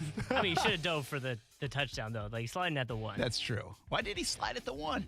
I want an interview with this guy. That guy was coming for his head, though, man. Coos? He's got a name. He's from Florida. We'll be back. Action Sports Jacks on ESPN 690. Should quarterbacks have more power within an organization? Russell Wilson says they should. It's up next. No matter what you are driving, you can step up to luxury now at any of the Fields Auto Group dealerships in Jacksonville. Cadillac, Jaguar, Land Rover, Lexus, Mercedes-Benz, and Porsche. Yes, it's luxury for less at all Fields Auto Group locations in Jacksonville. Plus, you'll also be part of their exclusive Fields Amenities program, where you will get complimentary loaners, car washes, and cafes. So whatever you're driving, see Fields first and step up to luxury for less during this amazing opportunity. Visit fieldsauto.com. Everybody loves selfies, right? It's the way we all like to say, hey, it's me. No pretending, just the real you. Seems like a little thing, but little things mean a lot. Adding a smarter banking account at Community First might seem like a little thing too. But if you want a smart way to move your money around, you know what works for you. So do what's right for you. Community First. Just be yourself. Add an account on your phone, tablet, or desktop at justbeyourself.com. Federally insured by NCUA. I'm Action News Jax Tanika Hughes, and one of the great things about living in Jacksonville is our diverse communities. It's so important that the local stories we cover in our newscasts reflect the people who live here. That's why we've launched Action News Jax Gets Real, to get real on issues like racism, housing challenges, and unequal access to health care. It's having difficult conversations, as well as celebrating people making a difference. This is Action News Jax Gets Real. Real talk, real change. Saying goodbye to a loved one is never easy. Hi, I'm Larry Self, owner of The Casket Store. For the past 20 years, we've been helping people plan ahead with affordable options and quality products. Often people are caught by surprise and in the midst of their grief end up paying much more for the exact same casket. We offer cemetery headstones, bronze markers, caskets, urns, and more at 40 to 70% off standard funeral prices. Please visit us at thecasketstore.com. Do you know that there are 7 steps that can help ensure a lifetime of success for your child or grandchild, even though they may have trouble controlling their anger or lack of focus or respect for others? Karate America takes pride in the tens of thousands of children they've impacted. Imagine your child or grandchild showing and earning respect, setting and achieving goals, and making good grades. Visit karateamerica.info to see if Karate America's leadership program is a good fit for your child. O'Reilly. Count on the professional parts people at O'Reilly Auto Parts to recommend the best products for your car. Get maximum cooling system performance for 10 years or 300,000 miles with peak long life universal pre-mixed antifreeze and coolant. On sale now for just $5.99 after mail-in rebate. Plus earn double O rewards points. Stop by O'Reilly Auto Parts today. O'Reilly Auto Parts. It's time for some straight talk. Your tax return could look different this year, but you're still going to hear a lot of noise about how to spend it. So when the big carriers tell you to splurge on the latest nonsense, just tune it out. With Straight Talk, you can get a Samsung Galaxy A51 for just $199. Plus, get the $45 unlimited talk, text, and data plan with no contract on America's best networks for up to 50% less. Tune out the nonsense and tune in to Straight Talk. Straight Talk Wireless. No contract, no compromise. Broadcasting live from the ESPN 690 Anajar and Levine studios. Anajar and Levine Accident Attorneys. Call 904-600-4000. That's 904-600-4000. ESPN 690. Jacksonville's home for ESPN Radio. WOKV Jacksonville. Listen live everywhere you go on ESPN690.com. ESPN 690, a Cox Media Group station. The Max Kellerman Show. Doug Peterson, if you are losing by 11, I love aggression in coaches, but there is such a thing as situational football. The Max Kellerman Show, weekdays at 2 Eastern on ESPN Radio. And now, watch exclusively on ESPN+. The pilot's poor decisions in last year's fatal helicopter crash that claimed the lives of Kobe Bryant and 8 others, that tragedy launched several lawsuits and prompted state and federal legislation. Chiefs quarterback Patrick Mahomes will have surgery tomorrow on his turf toe injury. It's incredible how well Mahomes played this postseason while dealing with that injury, believes ESPN's Marcus Spears. He did all of that in a Super Bowl with turf toe. That's what's significant to me now that I think about it. Like, being under all of that duress, scrambling for as many yards as he had to scramble for, and then almost making enough plays to at least give the Kansas City Chiefs team a chance to win this game was unbelievable. Mahomes is expected to return in time for the 2021 regular season after surgery. Longtime NFL head coach Marty Schottenheimer has died following a long battle with Alzheimer's disease. Schottenheimer had a 21-year career in the NFL as a head coach, leading the Browns, Chiefs, Washington, and the Chargers. Marty Schottenheimer was 77 years old. This President's Day, Dell honors all you do with up to $300 off their latest tech, like XPS and Alienware systems with Intel Core processors and top electronics. Plus, free shipping on everything. Call 800-BUY-DELL or visit Dell.com/President's Day. That's 800-BUY-DELL. Broadcasting live from the ESPN 690 Anajar Levine Studios. This is Action Sports Jax on ESPN 690 with Brent Martineau and Austen Lane. I think that it's, I think that ultimately, for me personally, I think that I want to be able to be involved, because at the end of the day, it's your legacy, it's your team's legacy, it's the guys you get to go into the huddle with, and at the end of the day, those guys you got to trust. When you think about, one of the reasons why Tom went to Tampa was because he felt like he could trust those guys, and Bruce was going to give him an opportunity. I think for every situation, you have to be able to go into a situation. You think about guys like LeBron. He was able to be around great players that he can trust. I think for me, anytime you bring free agents in, other players, you want the best players, guys who love the game, guys who want to be a part of that. And as a player, you kind of know that. You get to be around Pro Bowls. You get to kind of see these guys. You get to be in the huddle with the linemen or receivers, or get to be around defensive guys. And so you kind of build that over time and get to see who can really play. As a player, you really know. So I think that relationship's really key, and that dialogue between, especially being a veteran player, that dialogue is really important. That is Russell Wilson. And he was trying to be very careful there. You could tell. It was on the Dan Patrick Show. Yeah. But essentially, if you want dialogue and people to bounce things off you, you want more power. And dialogue is good, but dialogue can also be bad. And by not completing the dialogue after promising the dialogue can be really bad. Just ask Houston. That's what Deshaun Watson's in the middle of right now. It's not that he didn't make the decision, I don't believe, at least, on the head coach. I think the reason why Deshaun Watson's mad is he was told that he would be included or at least kept abreast of the situation, and he was never involved at all, never had a phone call, according to all these reports. And then on top of that, he had to find out through the media who they were hiring in this whole process, GM, head coach, all the rest. So I understand once you're promised something or told something, you'd like to see that through, and especially if you're that vital to the organization. Quarterbacks are so important. They get all the blame. They get a lot of the credit. Does Tom Brady deserve as much credit as he gets? Debatable. Yeah. But he probably doesn't deserve as much blame if he were to lose. Like Patrick Mahomes won't. Well, maybe Patrick Mahomes won't get as much blame because of that offensive line, but he's going to have to handle all that. He's going to have to wear that. People are going to start talking. I saw Pro Football Focus said like his numbers are like 65.5 in 2 Super Bowls outside of every other game he's ever played in his career, like 93 or 94. He has to wear some of that, right? Those numbers get attached to him. So there is no doubt. Kuz, can you help Austen out? Oh, I'm trying to get our screen back on. We have a lot of viewership right now, but our video's not on. So I was trying to help them out. That's all right. We're just kind of waiting. It should be there. Yeah. Oh, it's not. Okay. Gotcha. Oh, now it is. All of a sudden. It might have been on the so it depends what time you click on it. Yeah. But so quarterbacks have the power. Should they have more power, essentially, is what Russell Wilson is saying. And I think this is dangerous. Yeah. I think it's dangerous. I kind of get it. I understand the value of the quarterback.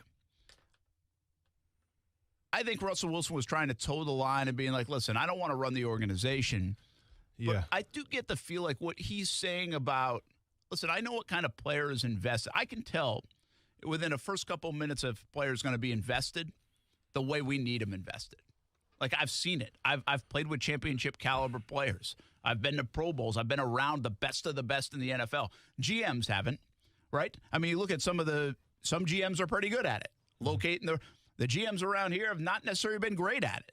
You know, the personality traits, the character traits of players, even the good players that they've picked, hasn't always been that team guy, that guy that's going to help you win big. So I get what he's saying, but I think it's a slippery slope because here's what I say most of all. If Russell Wilson is being tasked with being part of a board, if you will, that is helping bring in guys and giving his 2 cents, what happens when you don't pick the guy that he wants because you feel like you've done your homework, you took his advice into consideration, but you still don't feel like that's in the best interest of the team or where you're going to go or how much money you're going to spend? How does he react to some of those? So you open the door for there to be some animosity, hurt feelings, whether that's a subconscious feeling or a real feeling. And then the other thing I say about this, what if Russell Wilson's wrong? What if a quarterback's wrong?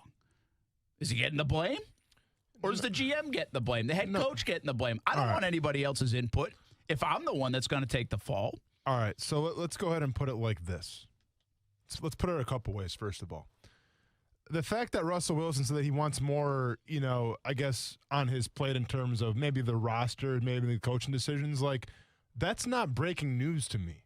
Because after every single season, I don't care what team you play for, they have these things called exit interviews. Mm-hmm. And in these exit interviews, they ask you the question, what are your thoughts about your position coach? What are your thoughts about the defensive coordinator? What are your thoughts about the head coach? And you answer those truthfully. Now, every team does it a little differently. Some teams will have, like, the quote-unquote leadership committee where they meet with, like, the captains and the owner of the franchise or somebody, with higher power is going to ask, how do you feel the team's being ran right now? That takes place in every single organization. So when those meetings take place, well, that leads me to believe, regardless of what you say can have an effect of, well, what coach is going to be there next year? For instance, let's say you have a position coach that you don't like, and you're a captain, and you say, hey, I think we need to go in a new direction. I think that head coach would take that complaint into consideration and maybe make a change. There's changes all the time. So from that perspective, I mean, we've seen that for the past couple decades, it seems like. So that's nothing new to me. Now, whether it's getting a player on the team, whether it's something like that, well, that's different, obviously, right? And that's what Russell Wilson's trying to get at. Now, I think we talk about LeBron James all the time.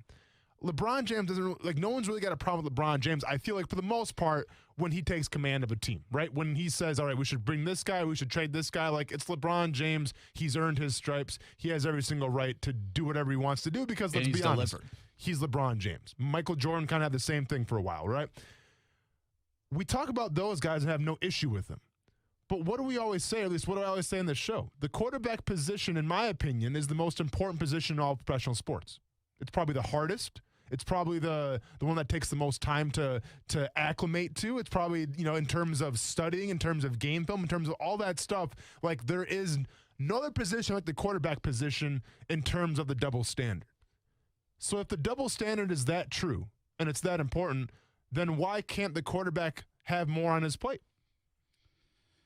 I don't think it's a matter of can or can't. I think it's a matter of what you run into at some point. And let me ask you this, as a former player, already the quarterback is making a lot of money, most likely. Russell Wilson's making a big chunk of the money. Aaron Rodgers, big chunk of the money.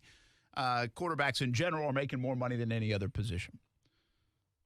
We know sometimes how the money, plays a role, again, maybe subconsciously in the locker room, who you're paying, who you're not paying, all those things performance-wise. There's already enough pressure on the quarterbacks based on salary and demand of the position. How much do you think as a player, if he's bringing this guy in, but the defensive line guy doesn't really feel like, he doesn't like that guy that Russell Wilson just kind of buddied up with and maybe brought in or helped bring in, how much jealousy would exist that guy, that one player in this ultimate team game is doing a lot more, has a lot more power than any of us already have? To me, it depends on the quarterback, because not every single quarterback can get away with this. Absolutely. I think Russell Wilson could probably get away with this. Obviously, Tom Brady can get away with this. It depends just how much I guess, how many stripes they've earned. Yeah. You know, I mean, there's different categories here. I think in Russell Wilson's case, I think that he's obviously the face of the franchise. I think, 99% of those guys in the locker room trust Russell Wilson. Maybe there's one guy who's just like, I'm kind of over it, whatever. I mean, every locker room's going to have that. But I think in terms of, trusting Russell Wilson to set the roster and what you think is best, I don't think that's a bad thing. Like, for instance, let's say Russell Wilson was in Jacksonville, okay? Let's say that Tom...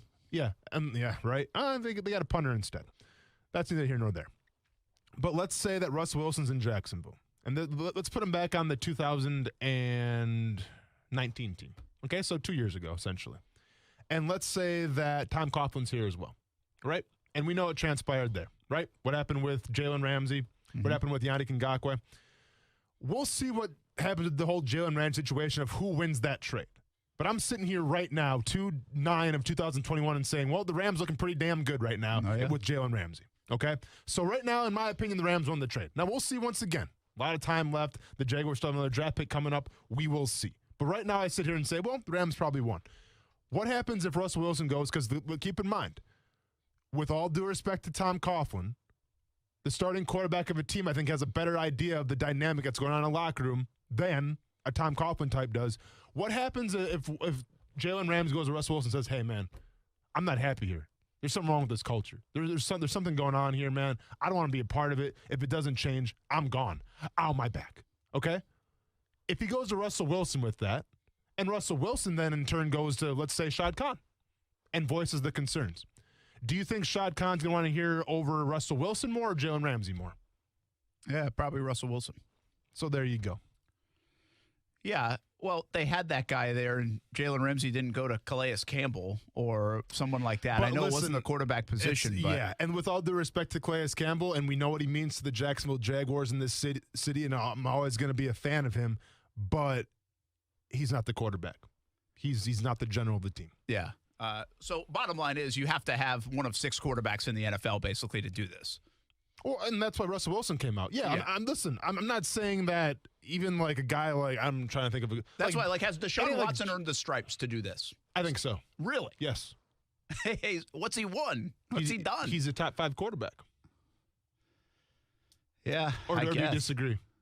Yeah, we did this before. I mean, he's on the fringe of that, I think, yeah. So if you're a top 5 quarterback and you play the most important position in all professional sports, and you're top 5 at it, then yeah, I would say you've earned your stripes. Yeah, I just feel like, Aaron Rodgers, Russell Wilson, Tom Brady, those guys have been around the block. Sure. And they've seen a lot more. I would wrestle with the idea of Deshaun Watson at 26 years old, 27 years old. Has he seen enough, done enough for me to rely on him as a GM, coach, all that stuff? I do think we might be taking a little bit too far anyway in terms of just the nature of what Russell Wilson is saying. I think he wants a little bit more, and he referenced Tom Brady. See, Tom Brady said, hey, I think, listen, we'd be better off we got Gronk. Mm-hmm. I also think Gronk, the only way he was coming back is if he ended up being in Tampa. He wasn't coming back to go to the Patriots. So they make a trade, right? And they end up getting Gronk. I think the Antonio Brown, he pushes for Antonio Brown. Heck, Leonard Fournette said that, I think it was Devin White and Tom Brady said, hey, we'd like you to come. Yeah. Now, you're a free agent. You got a little bit more ability to do that as players. And so there was certainly some recruiting and impact from Tom Brady on Tampa's roster in that regard. Now, I don't think they said, hey, Tom, should we draft Tristan Wirfs? No, or not. Antoine Winfield Jr. I don't think they said that to Tom Brady. So I get it in some capacity. I think that give and take between a Brady in the situation that he was in, they handled it beautifully in that regard. Because I would also say Brady handles it beautifully. He has some input, but what have we talked about Brady just yesterday again? He's such a great teammate because he tries to come back down to your level in the locker room, and he does a great job of it. Mm-hmm. The risk that you run as a quarterback in these kind of situations, having a little bit more power, a little bit more say, a little bit more influence, is you get put on an even higher pedestal that you're now running the show. So you've got to be able to bring yourself down And I think that's what makes the special player. Could Russell Wilson have some input on, hey, let's bring in a lineman, let's bring in a receiver? Maybe, but he's got to be able to bring himself right back down to that normal level of the kicker, the punter, the long snapper, Sure. That level. And again, Brady, I think, does such a good job of that. Russell Wilson probably could be very good at that. Mm-hmm. You'd have to judge what quarterbacks could be good at doing that if you're going to hand them that kind of dialogue and potential influence along the way. I like what you brought up in the exit meetings and interviews, because we kind of saw this with Jacksonville, and we've seen it in different ways. It happens everywhere. Everywhere, right? But I think the players had a key role in maybe keeping Doug Marrone for this year. The exit interviews of last year, I think Shad Khan even said, we talked to some of the players, they like what Doug's doing, but they like, and that was kind of like, I think when they got rid of Tom Coughlin, we like what Doug's doing. Yeah. There was a little bit of that. And so there might have been a little bit of an influence, along with whatever Shad Khan was thinking, to keep Doug Marrone around another year. I'll give you a different example of that in Jacksonville, at least in my estimation. Coming off the 2016 year, I remember being, I think it was Indianapolis, the last game of the year, and we're talking to guys like Tayshaun Gibson and Jalen Ramsey and others, and they were complaining about the scheme. They were like, we need to be put in a position to make plays. The scheme. I mean, they basically called out the scheme. Sure. Well, I'm sure they did a little bit of that in exit interviews as well. I want to make more plays. I want to be more active. I want to be here instead of there. They probably did that, right? Is that what goes on in some of those things if you're asked about it? Well, they fired Gus Bradley was already fired. I mean, it was on the but they kept the scheme with Todd Wash. Yeah. And the next year they're the best defense in the NFL. Sure. Right? And so they had some more players. It's more players. They changed it up a little bit. I mean, there's a different roster. It's an added roster, yes. But I'm just saying the guys that were complaining, how much different was Tayshaun Gibson's job in 17 as it was in 16? Yeah. He might have got closer to the line of scrimmage here, moved them around a little bit. But also, if you have a defensive line that gets to the quarterback and makes things a little easier on the back end, well, then now it's funner to play it. Yeah. I mean, simple as that. I get it. I'm just saying the players weren't right. Like, if they had changed the scheme and got rid of things altogether, who knows if they're that kind of defense in 17. I mean, Jalen Ramsey, who was complaining about the scheme in 16 because of what they were giving up, and he gets bored, obviously, being in that zone sometimes. He was all-pro and Pro Bowler in 17. No, so for sure. I remember just saying that, how do you like the scheme now? Yeah. Pretty good, because we did well. Absolutely. Right? So you've got to be careful in terms of the input is my point. But guess what? They're not the quarterback. They aren't. I mean, Jalen Ramsey's an all-pro player, best cornerback maybe right now in the league, but he's not the quarterback. To me, there's a difference. Well, there is a difference. Yeah. I'm just saying that's the kind of player input you can potentially get. Yeah, I got you. But once again, like with all due respect to Tayshaun Gibson, you're not the quarterback. With all due respect to Jalen Ramsey, yeah, you have influence, but you're not the quarterback. Yeah. Like the quarterback runs the show. Simple as that. So like if the quarterback has a problem with the scheme, then I'm listening to him.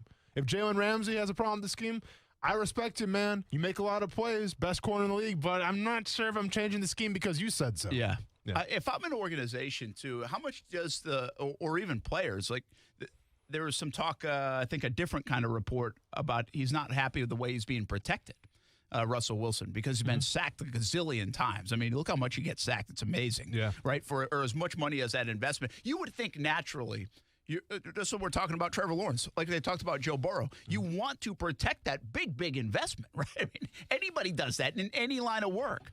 They haven't really done a great job of that in Seattle. They've kind of just pieced together an offensive line. Some have been a little bit better than others. But one of the issues, and we talk about this sometimes, why do you want the rookie contract guy? Because once you sign the quarterback to $40 million deal, it gets tougher to go out and sign Trent Williams to a $15 million contract a year at left tackle to play for you. Sure. So, like, you almost make your own bed sometimes in that respect as a quarterback, as a big-time quarterback, that depending on how they view it, you could get in trouble. You could make the case, this is probably a little bit of a stretch, but even as much as they're paying all the weapons in Kansas City, should they have had more backup plans, if you will, more invest? That's a little bit of a stretch. But yeah, well, you can say the same thing in Green Bay then, too. You could. Because when Bakhtiari went hurt, then obviously the offensive line went to shambles. Andrew Luck they didn't invest enough in the offensive line. They learned from that. I think there were times Peyton Manning and even Tom Brady in New England didn't have the greatest of offensive lines. I don't know if that was directly correlated to their salary, but the bottom line is it's tough to make huge investments at those positions when you've got so much locked up in the quarterback spot. There is, but at the same time, I mean, it depends how much you value your quarterback. Because, I mean, I've seen... you should. Well, no, but listen, I've seen Deshaun Watson. I mean, he's one of the highest paid quarterbacks in the league. And like, I mean, now granted, he was getting absolutely massacred back there for a while, but they still try to make plays. I mean, they try to trade the Miami Dolphins for Tunsil, and they got a left tackle in there, and he's playing better now, obviously. Like, there's always something you can do. And I get, like, the salary cap is real. I think we'll see. I mean, I'm waiting for that documentary to come out and prove that conspiracy theory wrong. But I think the salary cap is real. But there's always trades. There's always things that you can do to help your quarterback out. It's going to be really interesting in that regard this year. Salaries keep going up for quarterbacks. Everybody's locked in now. I mean, look at Goff. They're trying to get rid of it. Mm-hmm. Actually, Stafford's a way better deal for the Rams. And then you got Aaron Donald's deal. And you got Jalen Ramsey's $100 million deal. And you got Cooper Kupp. And you got this and that. Well, and the salary cap's going down this year.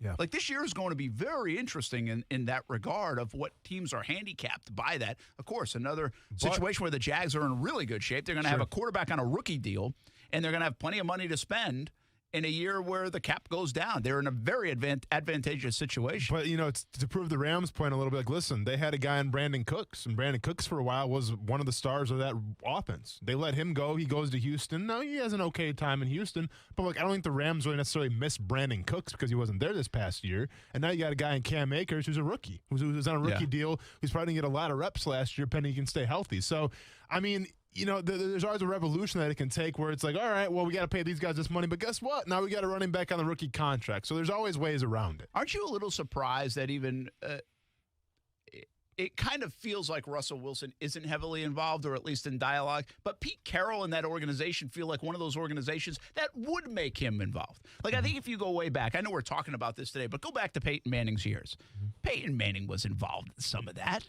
Peyton Manning was like, you better keep Marvin Harrison. Peyton Manning ran practice, from my understanding. You know, like he was calling practices. And Brady, I'm sure, had some influence, although in New England with Belichick, maybe there was a little bit of clash there and a little harder to do. Yeah. But certainly right now he does. I just would think some of this has transpired over the years anyway. But I would think Seattle, and maybe he's had more than that soundbite led on, would actually be one of those teams. First, because of Russell Wilson's brilliance, but also just because of Pete Carroll's nature. Yeah. Like, it's not a dictatorship with Carroll.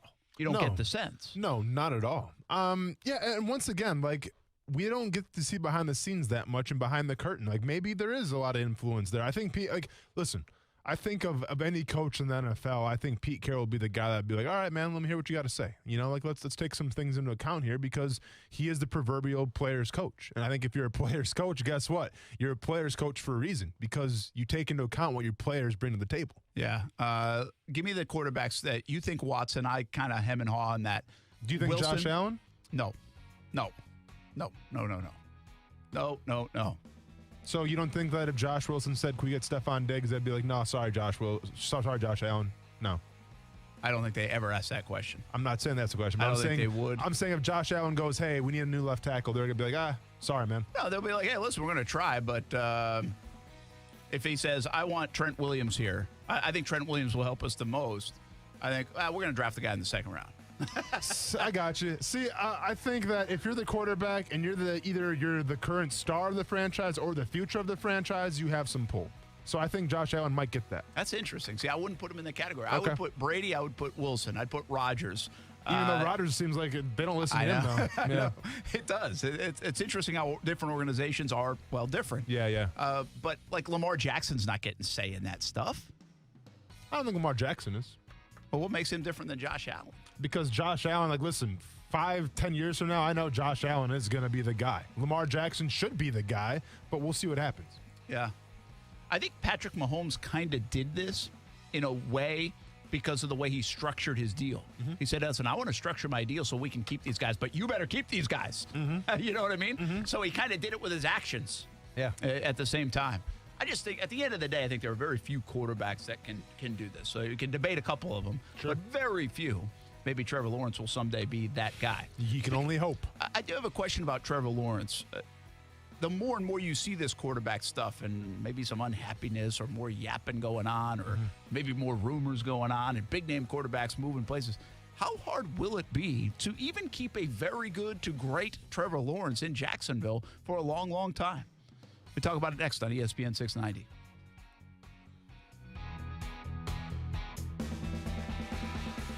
Action Sports Jacks with Brent Martineau on ESPN 690 is brought to you by Best Bet Jacksonville and Orange Park. Now, the First Alert forecast on ESPN 690. A mix of clouds and sun today, along with some scattered showers and perhaps a thunderstorm. Highs in the low to mid 70s, dropping just to near 60 tonight with more scattered showers. Join me beginning at 5 p.m. for CBS 47 at Fox 30. Action News Jacks from the First Alert Weather Center. I'm TV meteorologist Mike Burrish. The Weather Center is brought to you by Beards Diamonds, where now through Valentine's you can save thousands. Find out more at beardsdiamonds.com. Hey, boss, how's it going? How's it going? Oh, let me tell you how it's going. So far this year, I've broken my pinky toe, had a flat tire, and currently I'm trying to pass a kidney stone the size of Rhode Island. Well, karma strikes again. What? Nothing. Oh, look, it's the first Crooks Are Us survey of 2021. They're asking crooks like us to list the top reasons we avoid safe touch houses. There's the crash and smash technology, the video monitoring. Yeah, but what's number one? Gotta be the two-way communicator. That's what I said. Oh, yeah. The two-way communicator leads to verified alarms, which lead to faster response times, which are all very bad for us crooks. Which all just circles back to the Crooks Are Us golden rule. Stay away from safe touch houses. Yeah, thanks, Captain Obvious. Crooks know to stay away from Safe Touch houses. Hi, I'm Lester Jackson, president of Safe Touch Security Systems. No one beats our technology or our price. Call Safe Touch today at 888-723-8682 or go to safetouch.com. State license number EF233. Everyone at CGC Water hopes your new year is off to a fantastic start, and CGC Water wants to give you the gift of clean drinking water. A Kinetico system from CGC Water removes up to 99% of contaminants. Now that's clean water. Right now, CGC Water is offering $1,000 off a K5 reverse osmosis drinking water system with the purchase of a Kinetico Premier Softener. If you're still not filtering your water, you are the filter. Schedule your free water test today and get peace of mind knowing your family's water is safe water. CGC is still taking extra precautions with in-home visits and continuing to follow CDC guidelines. Remember, this is a limited time offer. $1,000 off a K5 reverse osmosis drinking water system with the purchase of a Kinetico Premier Softener. Call 904-552-1242 or visit cgcwater.com. Serving Northeast Florida and Southeast Georgia, CGC Water Treatment, your local independent Kinetico dealer. We should always be looking at our finances, but 2020 made my family take an even closer look, a bit more of a deeper dive, and it might have done the same for you, even into the world of retirement. Although that's a bit down the road for me, it might be closer for you, and your plan should already be under a microscope, and you have to lean on the experts to help guide the right plan. My friend Mike Lester with Talon Wealth Management is the perfect partner. He will provide a complimentary analysis and a plan for you. Call him at 904-515-5000 or visit guardingyournestegg.com. That's 904-515-5000 or guardingyournestegg.com. Mike will give you the guidance you need as retirement gets closer. He can help you convert company plans to private plans, a move that might give you higher returns and more options. You've earned the money. Now make sure you are ready for whenever retirement will be. Call Mike Lester at Talon Wealth Management, 904-515-5000. That's 904-515-5000 or visit guardingyournestegg.com. If you love golf or know somebody who does, you need to get this deal. 8 rounds of golf for less than $12 per round plus cart fees with a Dream 18 golf card at great area golf courses like St. John's Golf and Country Club, Amelia River Golf Club, and Eagle Landing Golf Club. And this isn't just a golf card. Get a free shirt from Baker Sports, a free hat at Dome Hats, and a free smoothie from Smoothie King, plus 15% off any purchase at Palm Beach Autographs. Go to ESPN690.com to purchase the Dream 18 card for $95. Hundreds of dollars in savings and the perfect gift.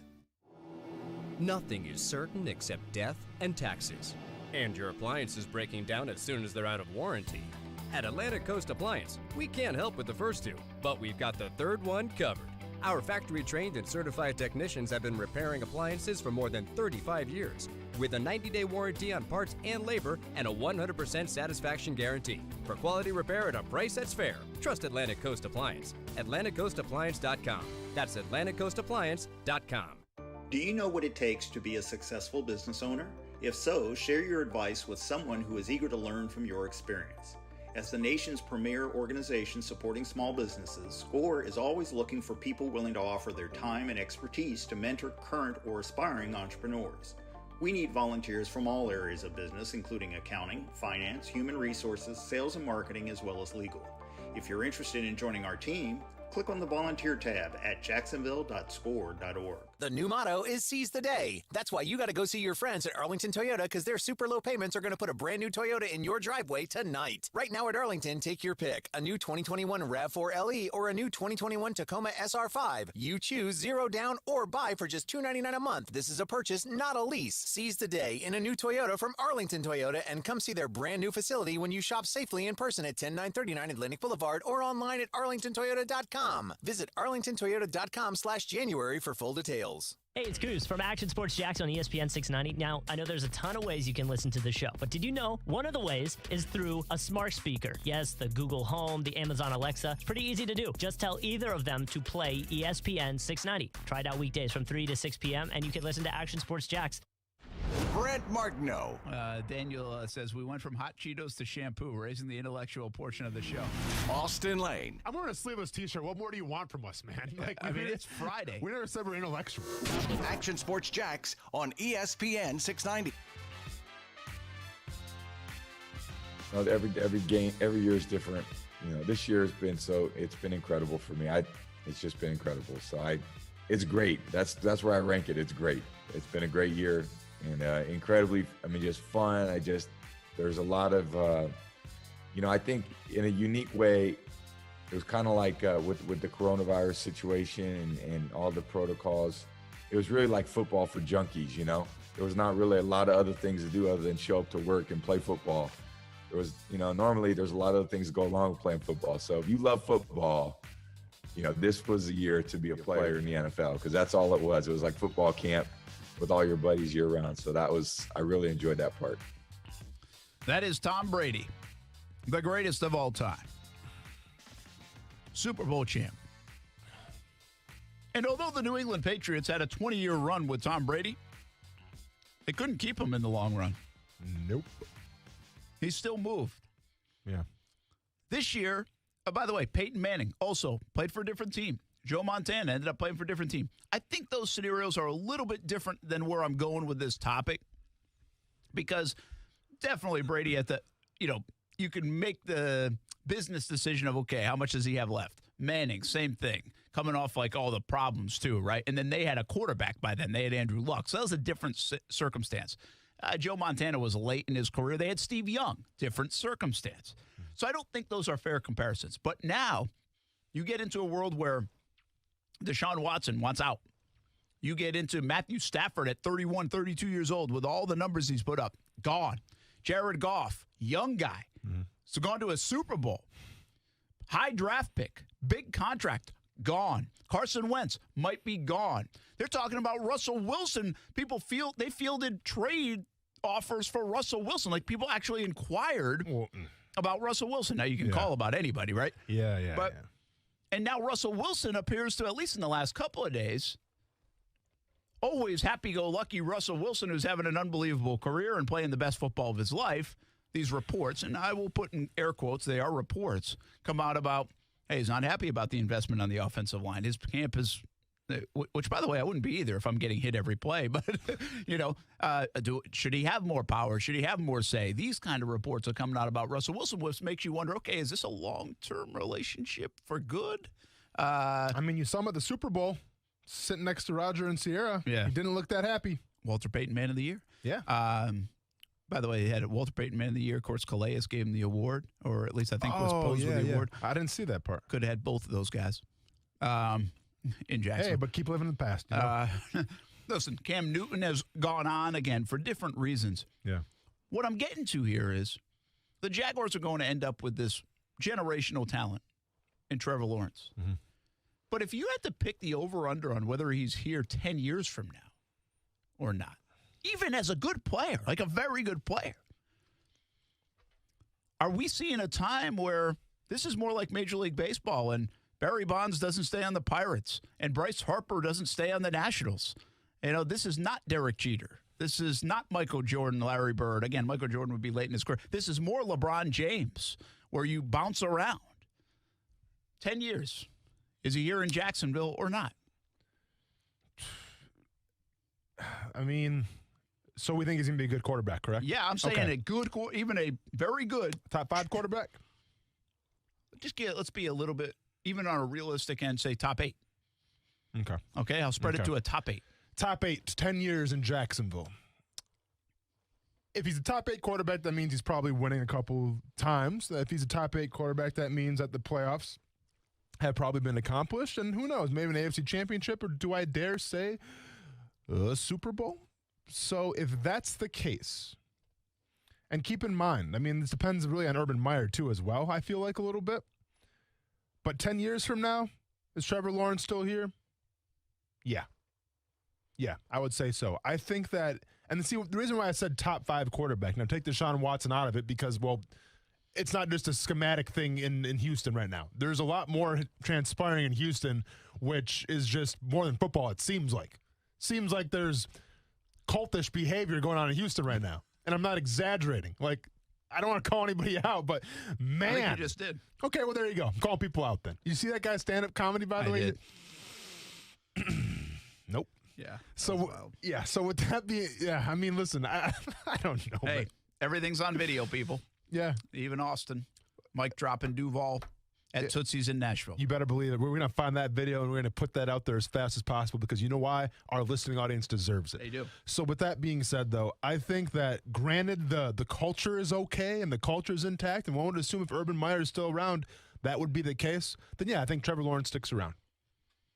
I'm looking up this. This was going into the 2020 season, okay? Yep. The top 32 quarterbacks. This was going into the season. Mm-hmm. And you had Dwayne Haskins. Well, he's already on to a different team. Mm-hmm. Mitchell Trubisky, what do you think? Does he stay in Chicago or is he somewhere else? But either way, he's not the starter, right? Wouldn't you say? So. I'd bet against him being the starter. Yeah. Tyrod Taylor was replaced, although unique reasons, but they should have replaced him anyway. Like, Herbert's good. Yeah. He's a backup now. Yeah. Gardner Minshew. Well, we talked about it at the top of the show. I mean, who knows if he's even going to be in Jacksonville, but he's definitely not the starter in Jacksonville. Drew Lock maybe gets one more crack at it, maybe, but probably not. Daniel Jones. This is it for Daniel Jones, probably, or we're going to be talking a lot about the Giants. Ryan Fitzpatrick. Yeah. That was a different kind of circumstance. Teddy Bridgewater. They've got him under contract. It'll be interesting to see, but didn't they flirt with Stafford a little bit? So you know they're looking. I think the reports were they flirted with Stafford. Teddy Bridgewater is a suitable quarterback. I think so too. But at the end of the day, and it seems like now more than ever, there is such a premium on having like a top 5 guy because everyone thinks right now if you have a top 5 quarterback, you have a chance at the Super Bowl. If you don't have a top 5 quarterback, you're not going. Yeah, like I think in the past there was like, all right, well, we got a good run game, we got a good defense, we can make this happen.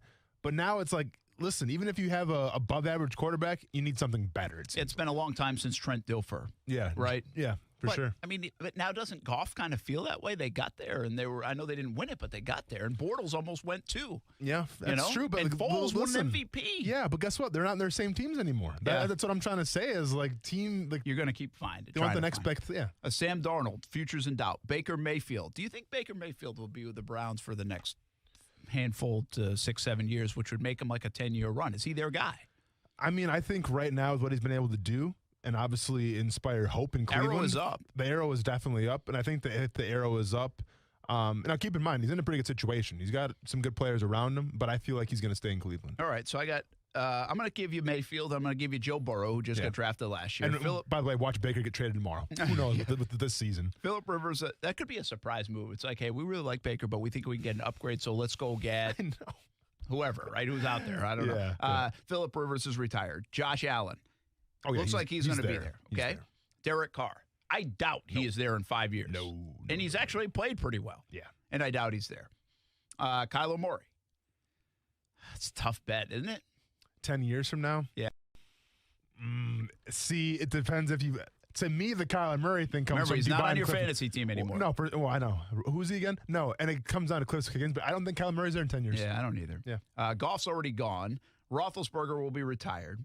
Garoppolo, no way, right? I mean, it already feels like they don't want him. And that'd be his third team for a guy who's pretty well respected and got to a Super Bowl and has a huge contract. Cam Newton looks washed up. Matt Ryan will be gone next year. But Matt Ryan is a guy that was with his team for 10 years. You don't see Matt Ryan going to a different team either, I don't think. I think once he's done in Atlanta, he's done for good. He might be just done. I think so. Fair enough. Dak Prescott. I think they're going to invest in him. And if they invest, it's going to be a 5-6 year deal, right? Yes. So, yeah, that's another one. Kirk Cousins. No. I don't see that. No. And by the way, on the Cousins one, we're going for like another 5 years, right? No, Brady already moved, but Brady fits the bill because he was with the Patriots for 20.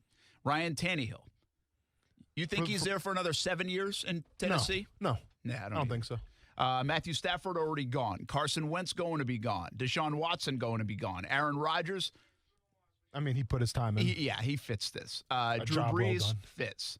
Lamar Jackson. 10 years from now? 7. 7 years.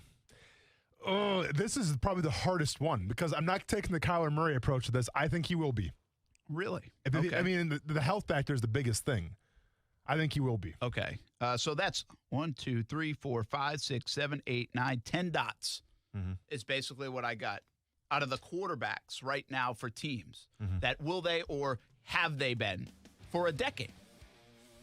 And some of those guys that we have on the list are like already accomplished it. Matt Ryan, Russell Wilson, Rodgers. We put Brady in the category. Yeah. So you're really talking about a handful of guys that you can now project out being like, oh, yeah, I think, and Baker Mayfield's an iffy one. Lamar Jackson's an iffy one. Yeah. My point being, like Trevor Lawrence, not only do you have to keep him happy, but just like the landscape of have success, like all has to go right. You have to cultivate that Trevor Lawrence so he's, even if he's great, if a guy was great 20 years ago, he was going to be on your team for almost his entire career. That's not necessarily the case right now with quarterbacks in the NFL. Do you want me to really scare you real quick? How many of those guys were the first quarterback taken in their draft class?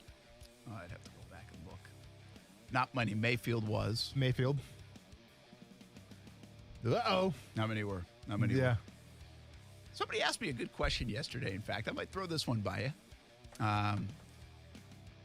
I love when a little conversation at a baseball game gives us some material. Let's get it. So I'll ask you this one. If you had to, I'm going to let you think about it. Yeah. If you had to redraft any quarterback in NFL history, who would be taken first overall? In history? History of the game. To play right now in the league? Just, you get the first pick of anybody who played. Don't answer it right yet. Well, think about it over the break. I'm still desensitized to Kyler Murray because fantasy football, but I got to remember Kyler. You're done. We'll see you. Action Sports Jacks on ESPN 690. What do you think?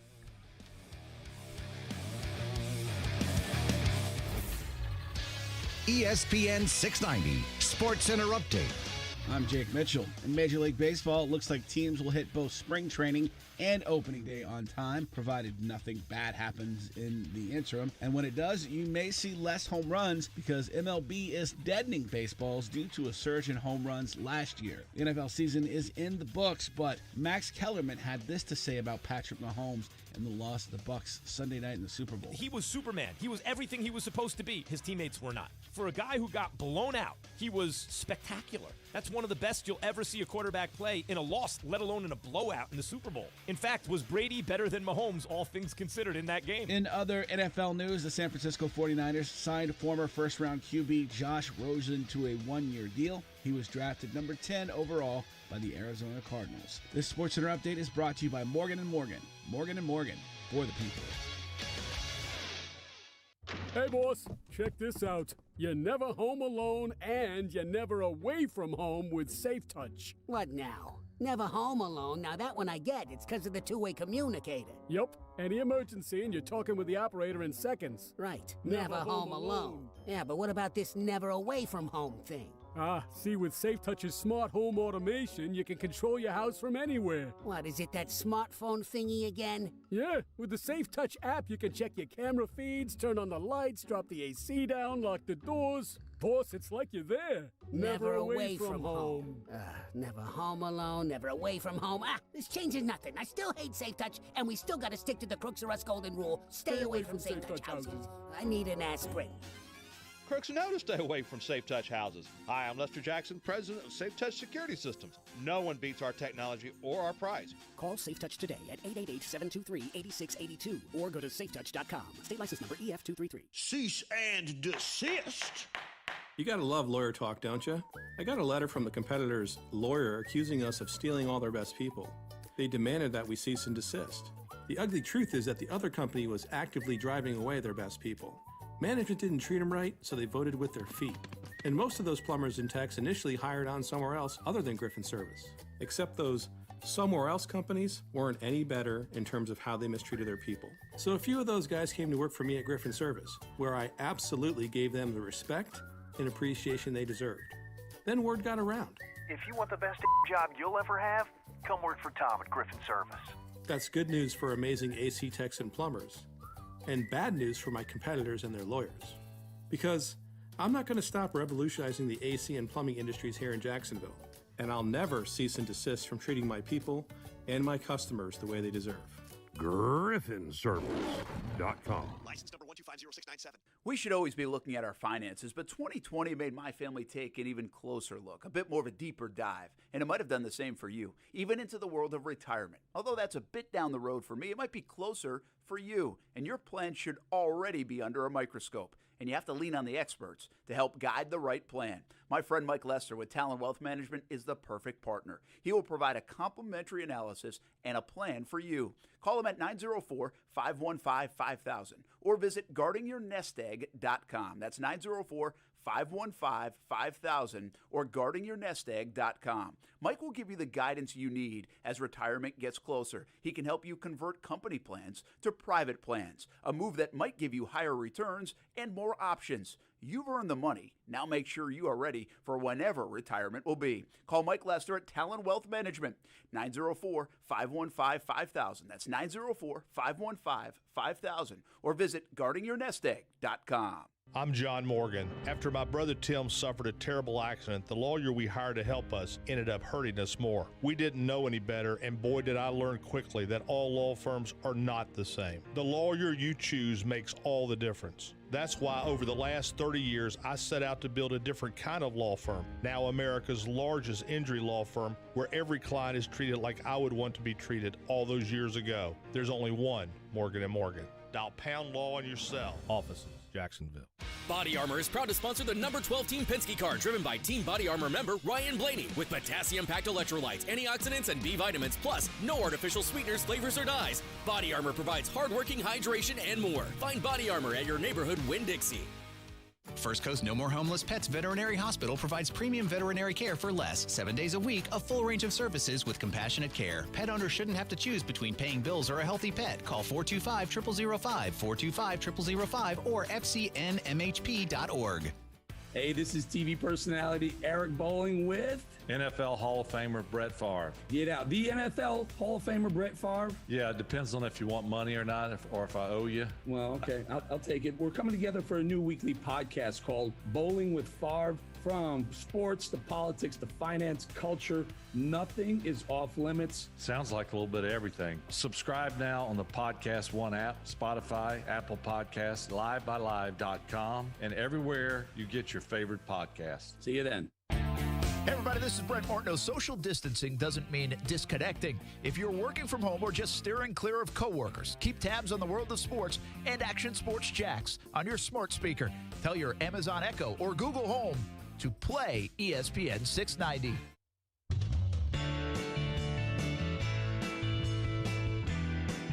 It'll definitely motivate you. I mean, if you're a competitor and you get so close to your ultimate goal and you fall short, I mean, it's something that will motivate you for the rest of your career. I mean, it was a bad feeling in that locker room after the game. I mean, you don't want to have that feeling again. And so, luckily enough, we'll have a lot of the same guys back, and we'll obviously add new guys, and we'll set the tone from the beginning of the year, beginning of the off season, that we have to be better. We have to be better than we were this last year in order to go out there and win the Super Bowl.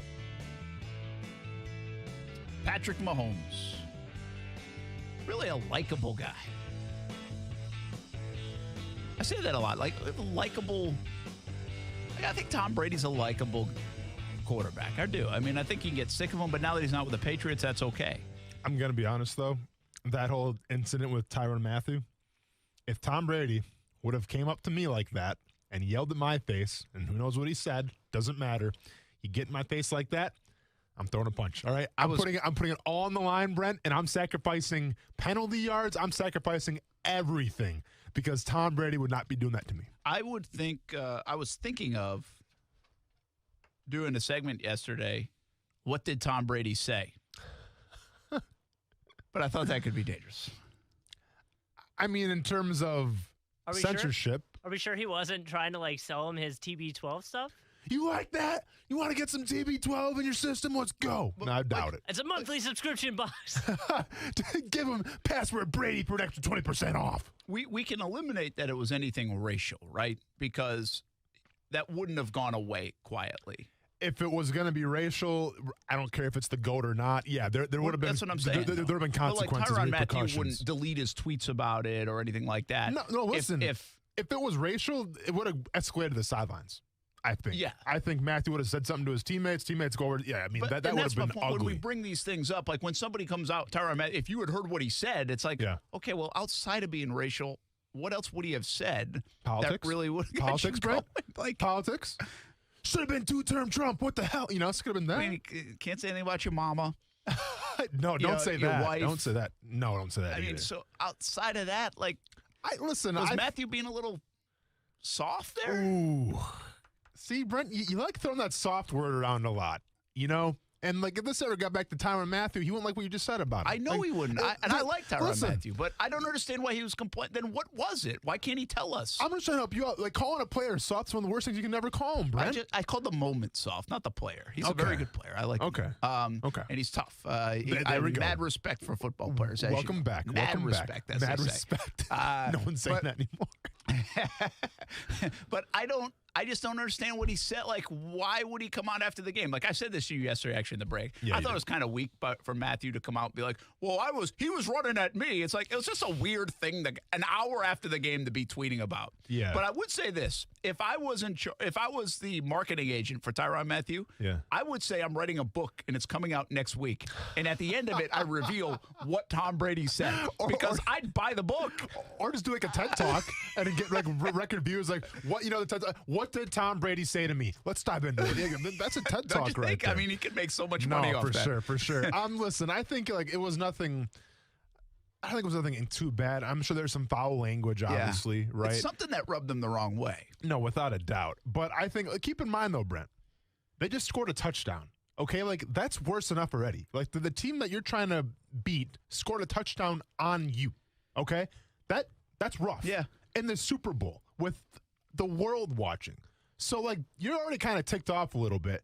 You're walking back to your sidelines, and I don't care if it's Tom Brady or not. Tom Brady feels a need to say, you know what? Instead of going to celebrate my teammates, he's going to act a little bit Tom Petty-ish, if you will. A little Tom Pettiness going on, a little pettiness. And he's going to come over to me and get in my face. Yeah. Like, that's the worst, Brent. I get it. Like, I'm not upset. Okay. I'm not mad at Tyrann Mathieu for being in his face or anything. I just don't understand after the fact saying, I don't understand.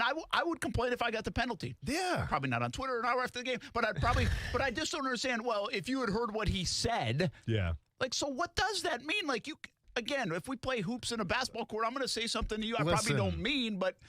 I think Tyrann Mathieu felt a little sensitive because people are making fun of him on Twitter saying, oh, you got punked by Tom Brady, and like that was his way to try to justify it. All right. Okay. You got to answer my question. Here we go. Ready? Yes, I would have punched Tom Brady once again. Here's the deal. You pick first. You get any QB in the history of the game in their prime to start your franchise. Who are you drafting? Aaron Rodgers. Really? Aaron Rodgers. And isn't that surprising, too, because I'm not like the biggest, seems like Green Bay fan sometimes anymore? Here's what I think about Aaron Rodgers. Is Tom Brady the GOAT? Yes. But I say this all the time. You put Tom Brady in any team, it's got to be the right kind of team.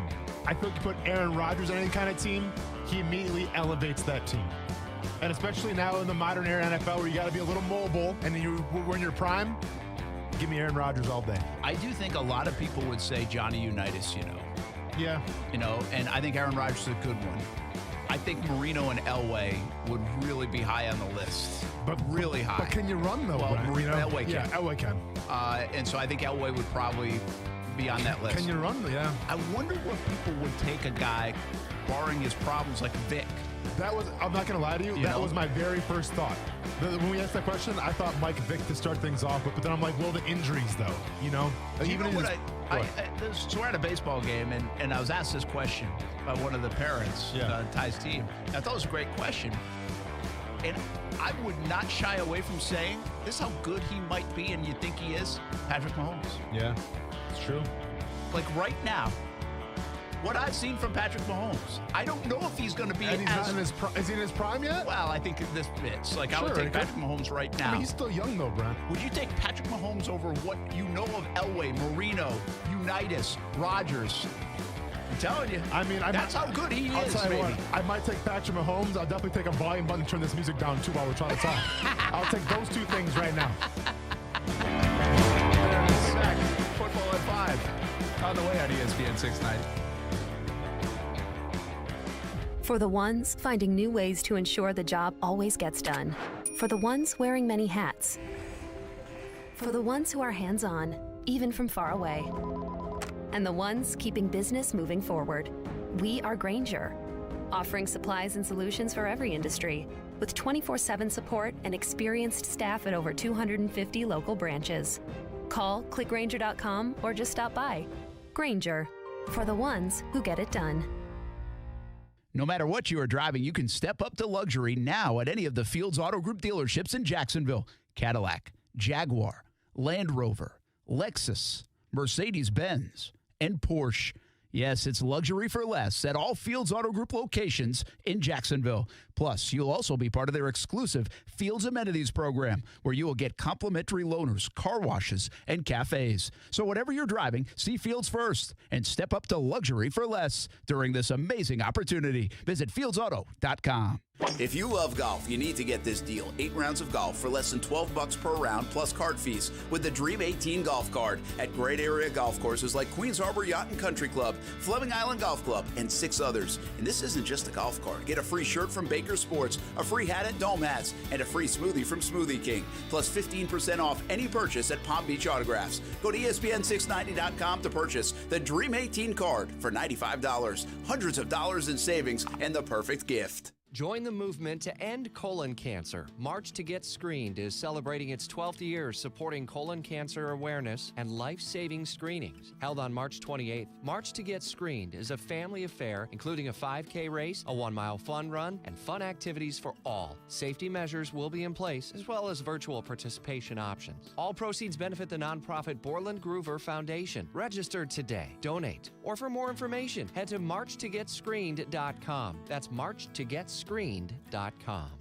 It is the home of the Action Sports Jack's Dream 18, and make it your home course as well. The Golf Club at Southampton in North St. Johns County, located off County Road 210. It's family-owned and operated. Southampton is a fun course to play, and the Golf Club at Southampton offers club membership programs starting at just $79. With its elite practice facilities and player-friendly golf course design, it'll be your gateway to a great time with the family or with your buddies. For information on the membership programs, call the Golf Club at Southampton, 904-287-PLAY. Again, it's 904-287-PLAY. Appliances may work on your schedule, but they quit on theirs. At Atlantic Coast Appliance, we'll get your appliances back up and running in no time at all. Our factory-trained and certified technicians have repaired more than 100,000 appliances over the past 35 years, servicing Jacksonville to St. Augustine and Ponte Vedra with a 90-day warranty on parts and labor, plus a 100% satisfaction guarantee. When your appliances quit, we're ready to get started. For quality repair at a price that's fair, visit AtlanticCoastAppliance.com. We are the entertainment you love and information that shapes your day. We are your lifeline. We are your companion. We are broadcasters. Text radio to 52886 and let Congress know you depend on your local radio stations. This message furnished by the National Association of Broadcasters.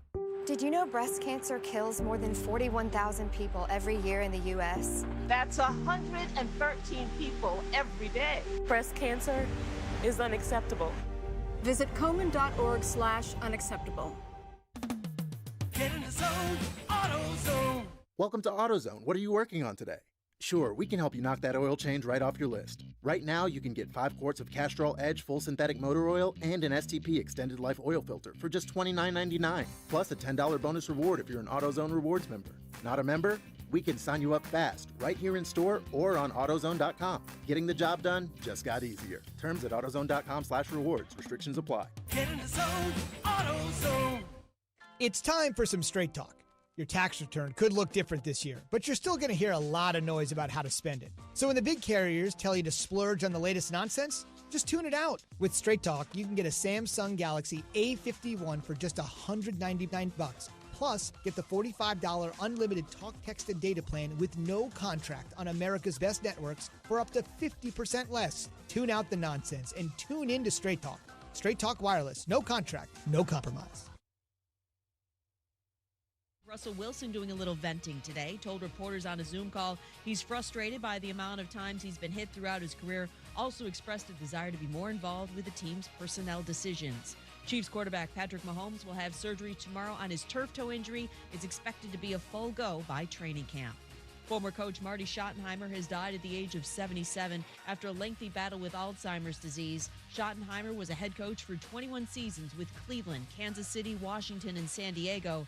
Chiefs Hall of Fame guard Will Shields remembers his former coach. He was one of those coaches that you always have the respect for. You knew exactly where he stood. It's just one of those sad days that you lose one of the the greatest coaches that you've had. Not only just individually, but as being part of a league. Will Shields on Keyshawn Johnson, Jay Williams, and Zubin Mehenti. The Buccaneers will celebrate their Super Bowl 55 victory with a boat parade tomorrow. No official start time given yet by the city of Tampa Bay. Do you own or rent your home? Sure you do. Fortunately, Geico makes it easy to bundle your home and car insurance. It's a good thing, too, because having a home is hard work. Go to geico.com, get a quote, and see how much you could save. Geico.com. Easy. Broadcasting live from the ESPN 690 Anajar and Levine studios. Anajar and Levine Accident Attorneys. Call 904-600-4000. That's 904-600-4000. ESPN 690. Jacksonville's home for ESPN Radio. WOKV Jacksonville. Listen live everywhere you go on ESPN690.com. ESPN 690, a Cox Media Group station. Broadcasting live from the ESPN 690 Anajar and Levine studios. This is Action Sports Jacks on ESPN 690 with Brent Martineau and Austen Lane. He was Superman. He was everything he was supposed to be. His teammates were not. For a guy who got blown out, he was spectacular. That's one of the best you'll ever see a quarterback play in a loss, let alone in a blowout in the Super Bowl. In fact, was Brady better than Mahomes, all things considered, in that game? Max Kellerman. That's Max Kellerman. He's just... And he was at first when he was saying that, I thought he was talking about the Brady stuff, right? Going all the way back, like we had him on about the cliff. Yeah. And so he's still trying to stand on that hill a little bit. Yeah. Which good for him. But I couldn't disagree more. This is one of those games where, while I got respect, and I know that came out of this game for Patrick Mahomes, I appreciate the effort. It was valiant. It was like he was just one man on against everybody. And I even told you, like, my stance on Patrick Mahomes didn't change after that game. Like, I was actually more impressed from what I saw from trying to make it work. It's really interesting. I think a lot of people feel that way. Yeah.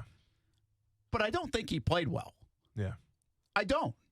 Like, I think it was an heroic effort. Sure. But heroic effort and playing well are two different things. He had 23 yards passing on his first 12 attempts. He was 3 of 12. Mm-hmm. Somewhere in there, you can't convince me that he didn't make the wrong read and make the wrong throw.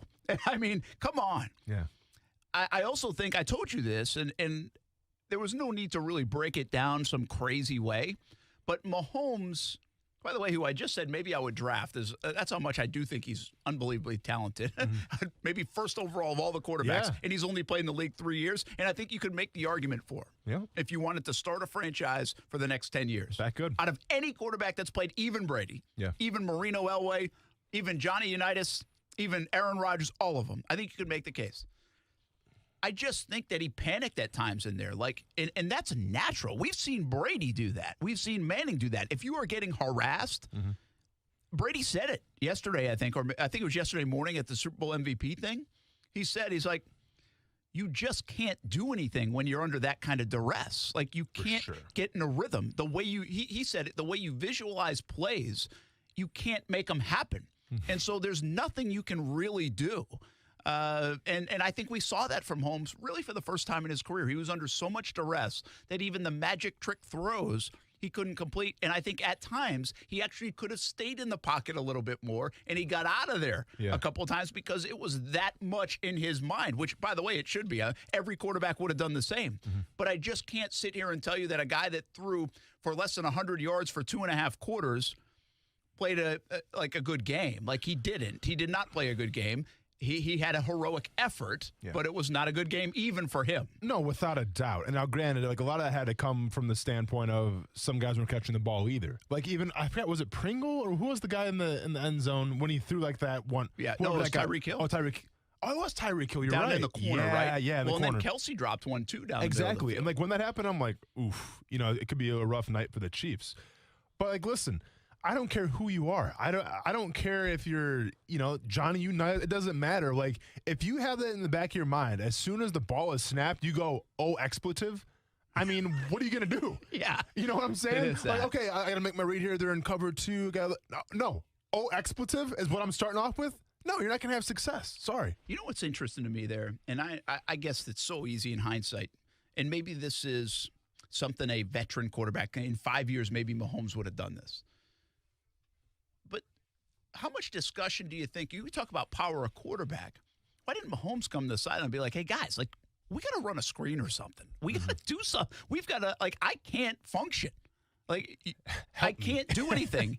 Help me. Help you. Me. Yeah. But why didn't he come over? Like, it felt like everybody at halftime said they really should have ran the ball more. And then they even said it to themselves, but that's 2 quarters into the game where they had like 100 yards total and a couple of field goals.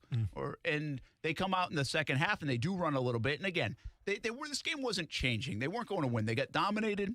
They didn't even score a touchdown. So all of that stuff, I'm just saying during the game, we talk about whether it's Bieniemy, we talk about Reed. Yeah. In hindsight, they all basically said we should have run the ball or countered their attack a little bit better. Why would it take 2 quarters for that to develop? Listen. Is that a little stubborn on their part because they've been so successful? I mean, it could be. Like, once again, I'm going to be the last person to ever question the greatness of Andy Reid and then the play calling and even Bieniemy. But, yeah, like, if I'm Patrick Mahomes, credit to Patrick Mahomes. Because if that was me in the Super Bowl and I'm Patrick Mahomes and it's halftime and I'm running off the field, I'm in tears and I'm emotional. Like, you're going to do something because I'm doing this by myself. My foot's falling off. I can't even walk right. You guys are dropping balls. Can somebody do something? Andy, can we get a screen pass or something? Clyde Edwards-Helaire, you're a first-round pick. Let's see you in the pass game a little bit. Can we do something? Like, I would have been so emotional. But, it just seemed like I think the problem with the Chiefs was, more than anything, is that they relied on who they were too much. And it's like I always talk about. Like, we've seen so many times where the Kansas City Chiefs shoot themselves in the foot. And we've talked about this ad nauseum, but it's the truth. I can't remember the last time in a big, meaningful game in the playoffs where I saw the Kansas City Chiefs play 4 quarters of complimentary football where they didn't make mistakes. Like, they're always kind of behind the 8 ball a little bit, but they're so talented on offense, or they make some defensive plays as well, where they get it back and they end up winning, and it's a blowout. Like, we've seen that story how many times? I think history was trying to repeat itself again in Andy Reid's mind, where it's like, all right, guys, we've been here before. Everybody's relaxed a little bit. We're going to come out. We got Tyreek Hill. We got Travis Kelce. Let's give Patrick Mahomes a little more time, and we'll make a comeback. Yeah. And I'm not sure if you really saw a lot of adjustments from the Chiefs offense. Obviously, you really didn't, because you didn't really see the screen game. You didn't see, like, the running back pass game. I just think that the Chiefs got too comfortable being who they are accustomed to being, which is not a bad thing to do. But when you got Tampa Bay's defense, you got to change a little bit. It's really interesting you bring that up, and I want to be careful to be hypocritical here in that sense. But before I say this, I think what you just said is right on. I think they have kind of stopped themselves in the past. Maybe whether it's a turnover, or maybe they're not getting the touchdown instead of they're giving up getting a field goal instead. Yeah. But this was the first time that we've seen them actually stopped. Like, they were stopped. They were dominated. Like, that offense looked like the Jags in Week 11. Yeah. It really did. It was ordinary. And that's kind of extraordinary that Tampa Bay was able to do that to them. But I got to be careful to be critical and or really hypocritical. Because last week I remember this conversation. And I said, if you are the Chiefs, why do you change anything? Yeah. Nobody has caught up to you. True. Right? So nobody's been able to do this, including this Tampa team back in late November. Oh, yeah. They couldn't stop you. Yeah. So to their defense, why would you think anything else was going to be different? Well, now, in-game adjustments are important. We could simply just say the run. But I would imagine the Chiefs will now learn a lot from this game. And because I understand what the easy way out here, Chiefs fan or NFL fan, or right now, if you're listening to me talk about Brent, their offensive line is brutal. I know. But you still have to be able to run an offense. Like you have to find answers. That's your job.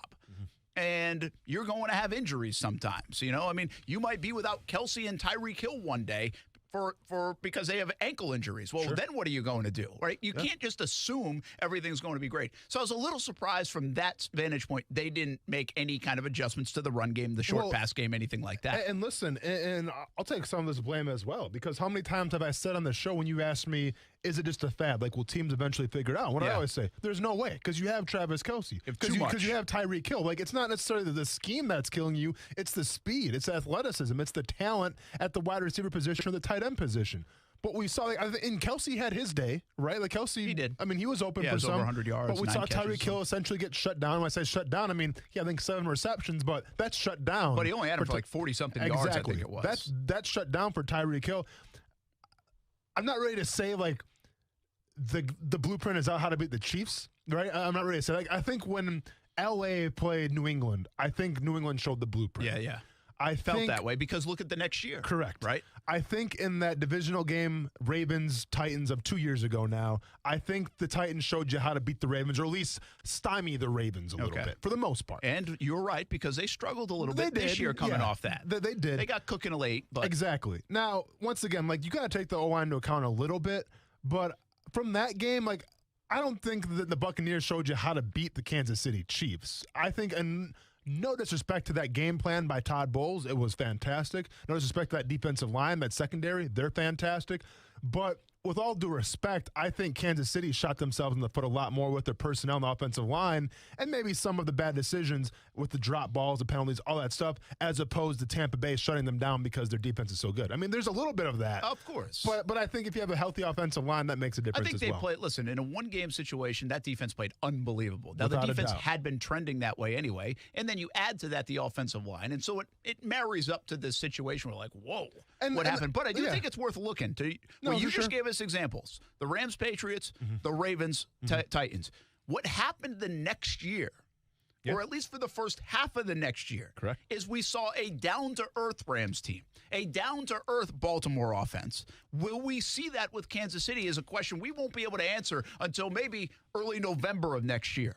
It's a good call. So I think it's worth at least looking back. Are we going to say, oh, no, it's just strictly the offensive line? Yeah, and they're scoring 38 a game still.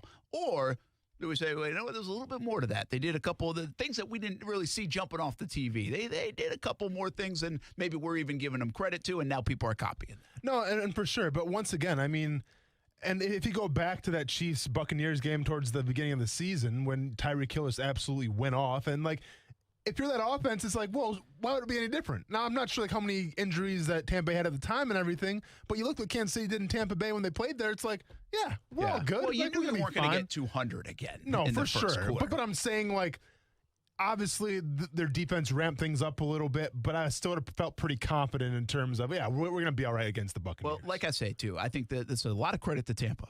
But do you remember? I think there were two things that I could sit here and say that, in hindsight, that the Kansas City Chiefs didn't do well. I think Mahomes, this is why I don't think Mahomes played great, is because he didn't take some of the underneath stuff at times, and he forced the ball while he was scrambling down the field, and I think the secondary did a great job down the field. Now, Tyreek Hill, the ball did hit him. Does that change the game? I mean, maybe it does. I don't know. But I'm not saying those weren't good throws down the field. I'm saying it wasn't really there to be there for a big play. I mean, there was coverage all over the place. I never saw – there was one time we saw a wide-open Chiefs receiver, and he overthrew him. Correct. I think it was Tyreek Hill. It might have been, right? I think it was, but it was on like the near side of the field. I remember around like the 35, 40-yard line of Tampa, and somebody had broken free. It might have been Mecole Hardman, It might have been actually. either Hardman or Hill. I remember, yeah. So, but that was like the only time I remember seeing an open guy down the field, yet they still kept trying to go down the field, at least from my vantage point. Well, no, for sure. But at the same time, once again, if you don't have time to get Tyreek Hill open, it doesn't really matter. Yeah. Right? And it's so insane, too. Like, once again, and I'm kind of echoing myself from yesterday a little bit, but, like, during that game, Brent, I was so predispositioned to think, well, here comes the comeback. You know, right? I mean, that was kind of like the verbiage that even Tony Romo was using. Hey, now keep in mind, one team could be down by a lot, but they're going to make a comeback. Like, that's what Romo was saying in the pregame. I'm like, of course. We've seen this story how many times? And when Kansas City stopped Tampa on that goal line play, I'm like, game over.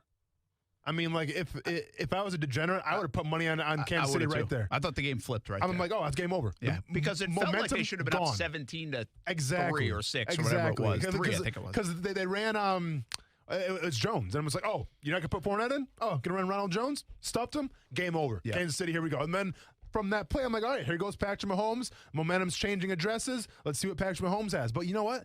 It never transpired anything. They got like a first down. They got off their goal line, but that was it. They had to punt it away. But, like, to me, I got the sense that play right there, I'm like, here it comes. Here comes Kansas City. Don't worry about it. It never happened. The other thing I would say, along with the running game stuff, but they never even – where was the creativity in their offense?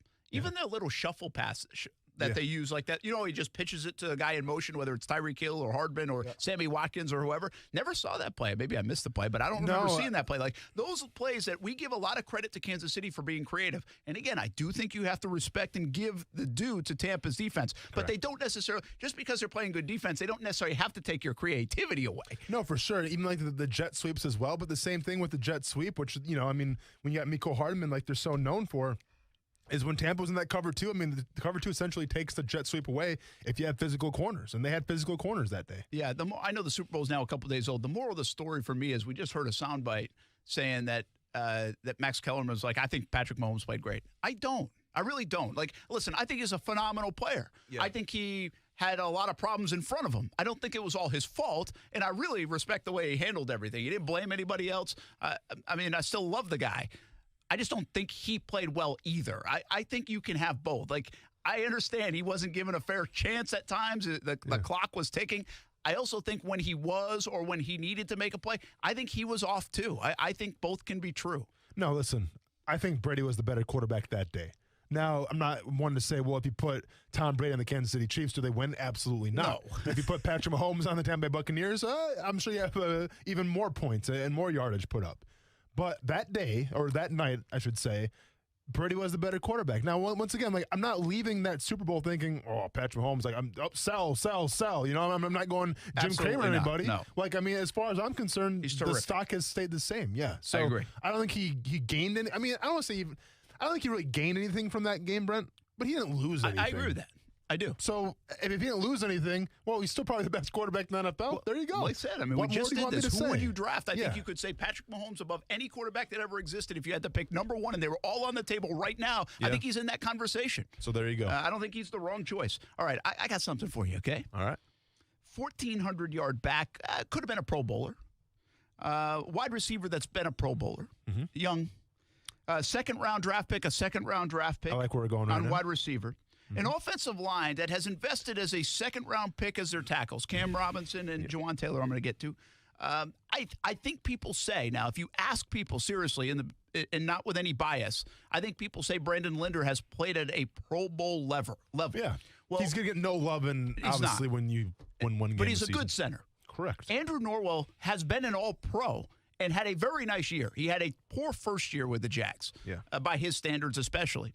But he's been an All-Pro with Carolina, and he had a nice year this year, believe it or not. And then you have a third-round tight end that's really your only investment that I will speak of. Yeah. My point being, I just gave you one Pro Bowl guy on offense, but I think you could make the case for, well, actually 2 Pro Bowl guys on offense because of Norwell. He's actually an All-Pro. Mm-hmm. I think you could have made the case for James Robinson and Brandon Linder to be on like a winning team would make a Pro Bowl even this past year. Yeah. And then you're looking at investments, which means you're hoping that young talent blossoms. Second round, third round. My point of this conversation is I think Trevor Lawrence is walking into a really good situation. Like a really good situation. That's before they add anything in free agency or the draft once again. Yeah. That's it. Like, I think what happens a lot of times with these young quarterbacks, and I don't think we're talking about this enough. What happens when you get a guy who's first overall is, you know why you're first overall? Because your offense sucks. Because your team sucks, yeah. But your team sucks, but your offense really sucks. Sure. Like, I don't know if that's the case with the Jags. Jags had a lot of bad quarterback play. They need more help on the outside as well. And they're deficient in some areas. They're not great. But I don't think their offense on paper is that bad. I really don't.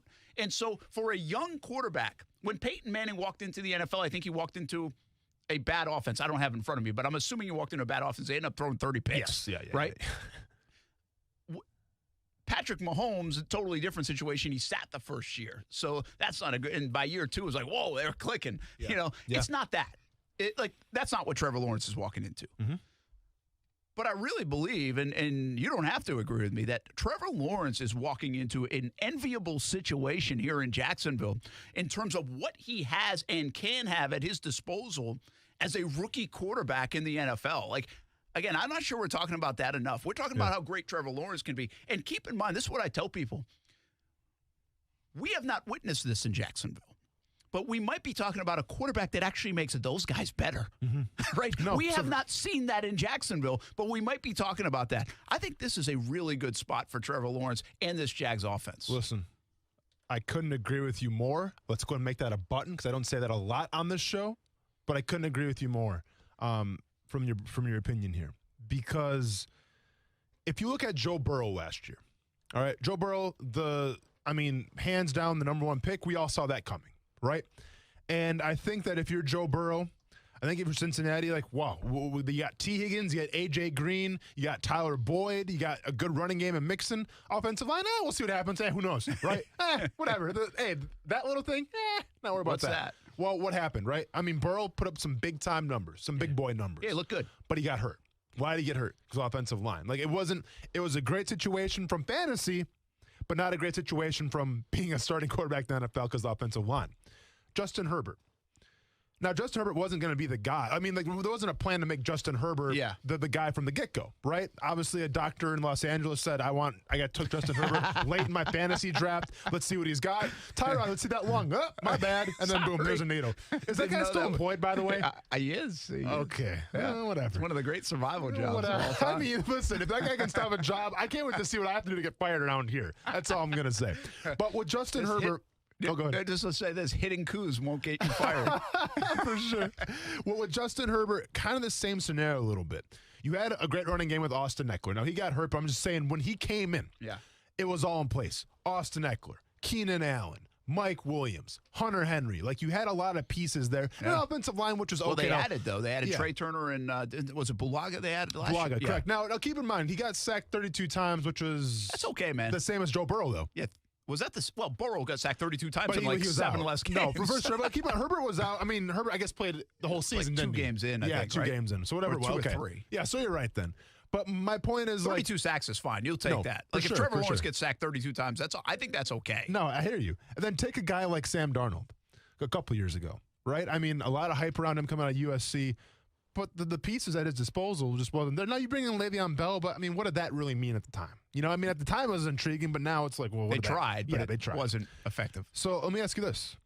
Obviously, I'm thinking right now, the Jaguar situation, far better than Cincinnati. Yeah, well, just while you're on it, can I just go down it and show it to you? Hit me with it. So here's their depth chart. For the Bengals. In 2020. A.J. Green. Yeah.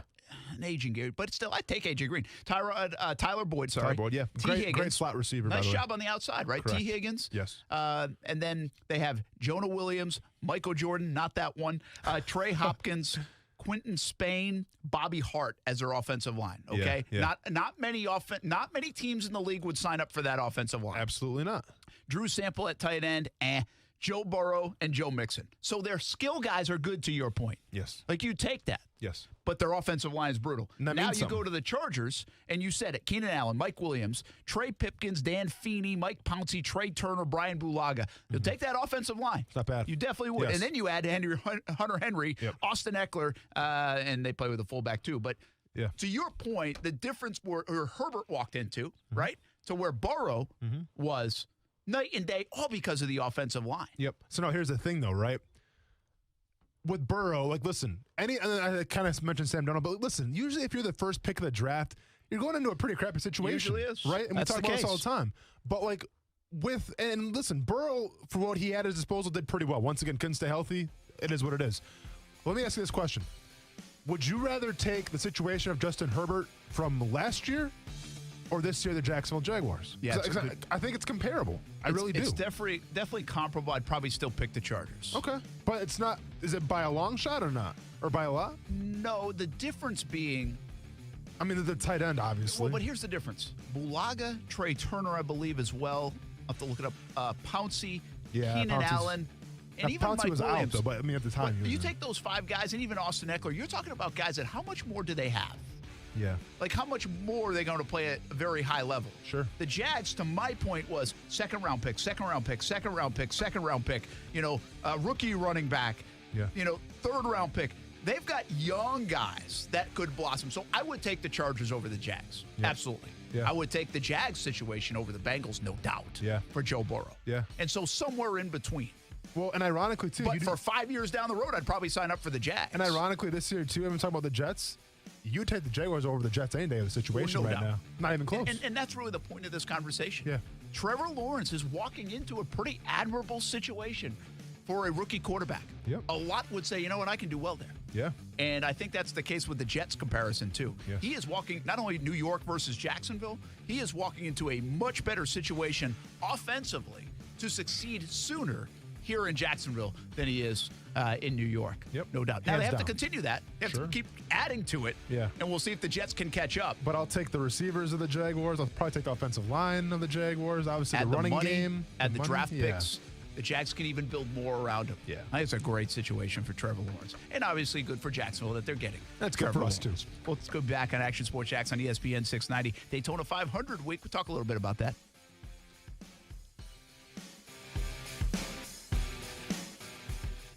Action Sports Jacks with Brent Martineau on ESPN 690 is brought to you by Best Bet Jacksonville and Orange Park. Now, the First Alert forecast on ESPN 690. Clouds and fog, some drizzle, a brief shower overnight with temperatures around 60 degrees, partly to mostly cloudy, very mild on a Wednesday. A scattered shower or thunderstorm in the afternoon with highs in the mid-70s. From the First Alert Weather Center, I'm Action News Jax Chief Meteorologist Mike Burrish. The Weather Center is brought to you by Beards Diamonds, where now through Valentine's you can save thousands. Find out more at beardsdiamonds.com.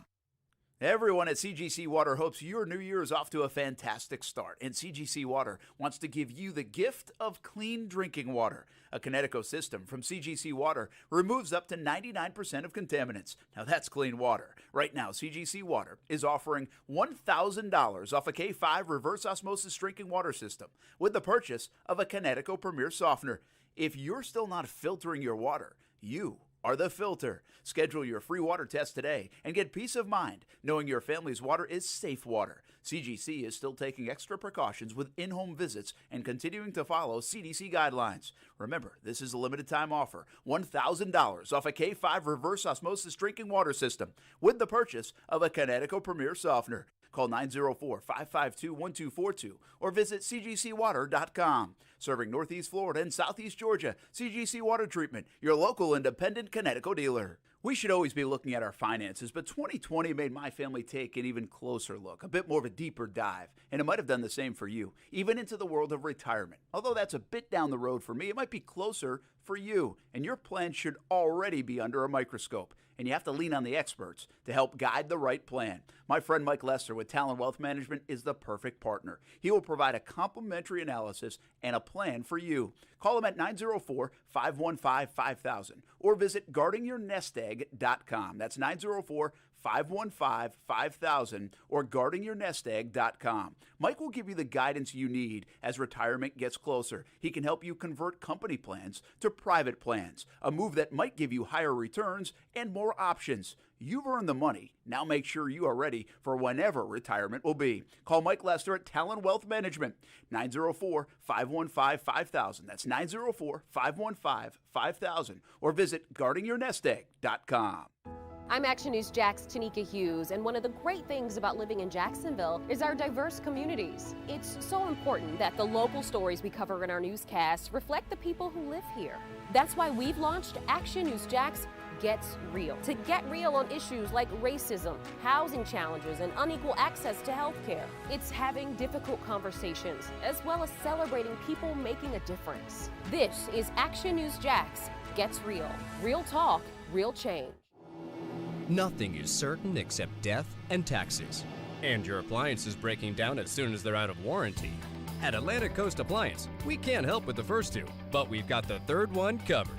Our factory-trained and certified technicians have been repairing appliances for more than 35 years, with a 90-day warranty on parts and labor and a 100% satisfaction guarantee. For quality repair at a price that's fair, trust Atlantic Coast Appliance. AtlanticCoastAppliance.com. That's AtlanticCoastAppliance.com. Hi, my name is Christina Clossie. I'm the CFO at Web.com Group, and I'm proud to serve as chair of the First Coast American Heart Association's 2021 Go Red for Women campaign. Cardiovascular disease is the #1 killer of women, and too many women remain unaware. We encourage all women to live fierce and be relentless in taking charge of their health.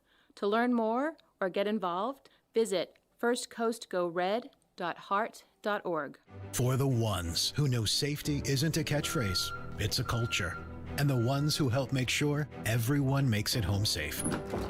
For the safety-minded who watch everyone's backs, Grainger offers supplies and solutions for every industry, as well as safety assessments and training to keep your facilities safe and your people safer. Call, click Grainger.com, or just stop by. Grainger, for the ones who get it done. Join the movement to end colon cancer. March to Get Screened is celebrating its 12th year supporting colon cancer awareness and life-saving screenings. Held on March 28th, March to Get Screened is a family affair including a 5K race, a 1-mile fun run, and fun activities for all. Safety measures will be in place as well as virtual participation options. All proceeds benefit the nonprofit Borland Groover Foundation. Register today, donate, or for more information, head to marchtogetscreened.com. That's marchtogetscreened.com. Though no longer little, teens still need a lot of love. Yet teens in foster care have a harder time finding it, as 82% of foster families are home to kids 12 or younger. You can positively impact a teen's life as a foster parent. With help from Family Support Services of North Florida, you provide patience, love, and understanding, and Family Support Services will offer specialized training, resources, and a community of support. Take the next step at foster-now.org. That's foster-now.org. Join the movement to end colon cancer. March to Get Screened is celebrating its 12th year supporting colon cancer awareness and life-saving screenings. Held on March 28th, March to Get Screened is a family affair including a 5K race, a 1-mile fun run, and fun activities for all. Safety measures will be in place as well as virtual participation options. All proceeds benefit the nonprofit Borland Groover Foundation. Register today, donate, or for more information, head to marchtogetscreened.com. That's marchtogetscreened.com. I'm Action News Jack's Tanika Hughes, and one of the great things about living in Jacksonville is our diverse communities. It's so important that the local stories we cover in our newscasts reflect the people who live here.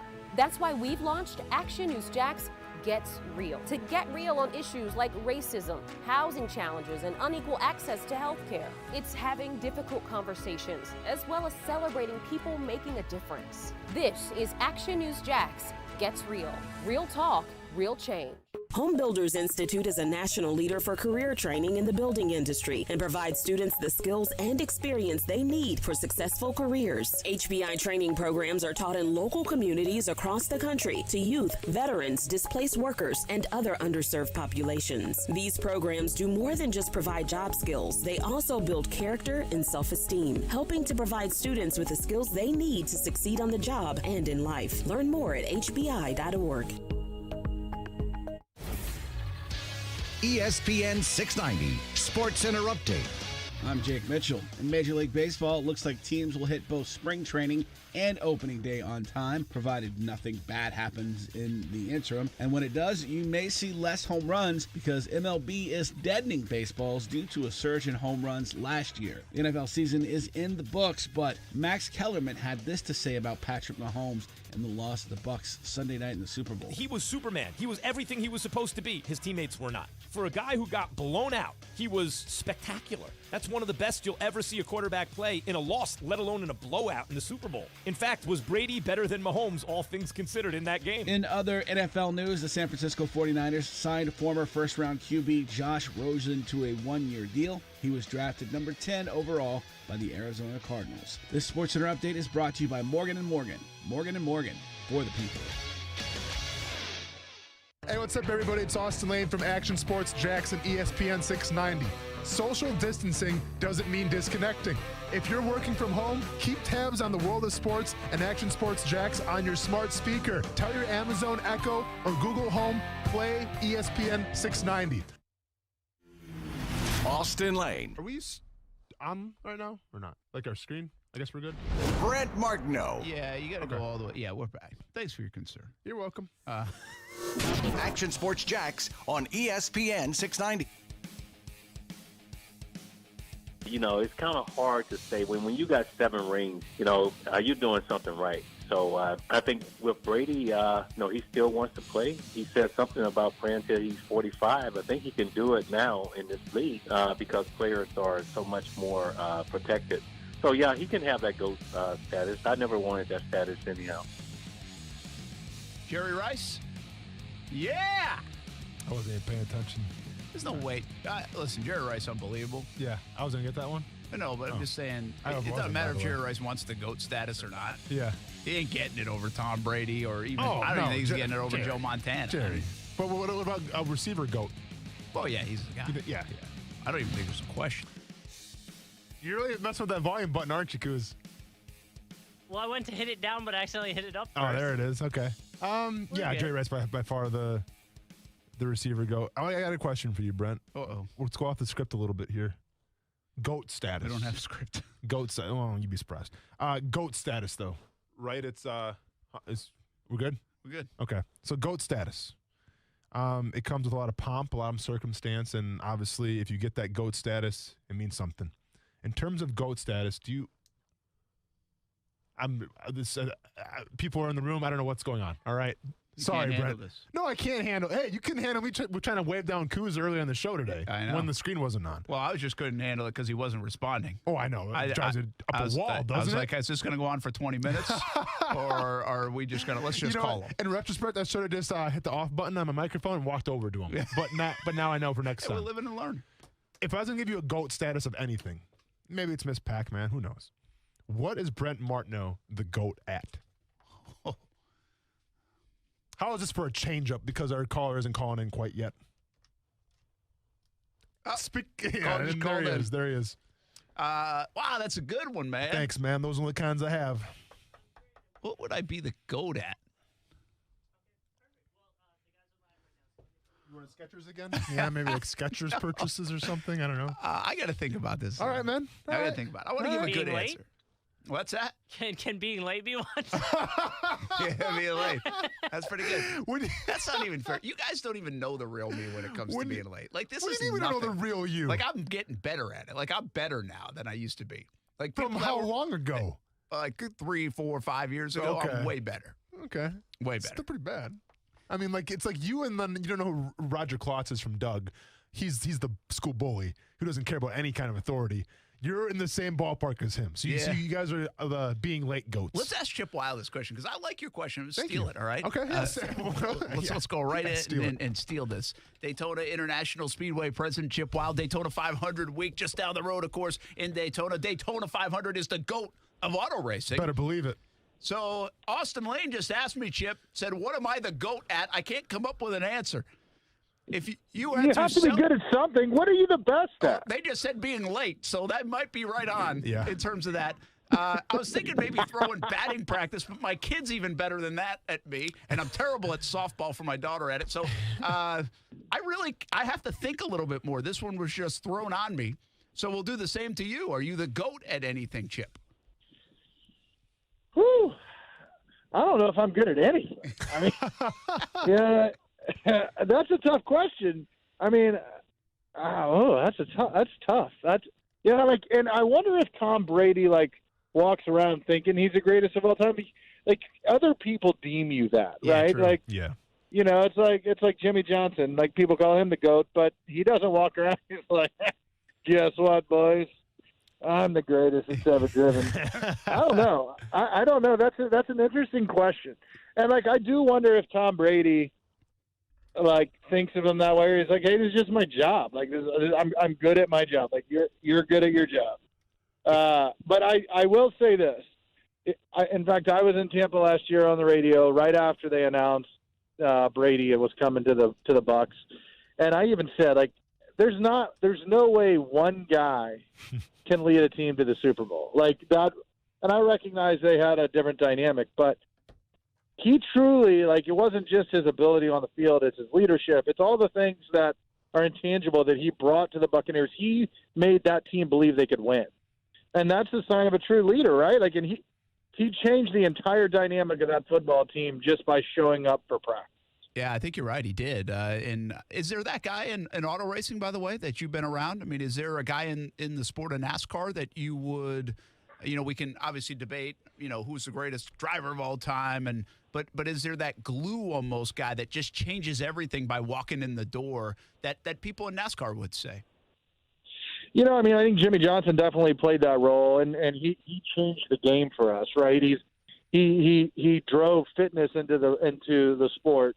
The things, the intangibles out of the race car, he certainly brought to our sport that really made everybody better. And that's what I think why people call him the GOAT is because he didn't just make himself better, he made the sport better. And, with him going away, I think, you got a bunch of guys that are certainly willing to step up and be leaders. It's hard to deny 7 championships and 80-plus race wins. I think Kevin Harvick kind of has filled that role.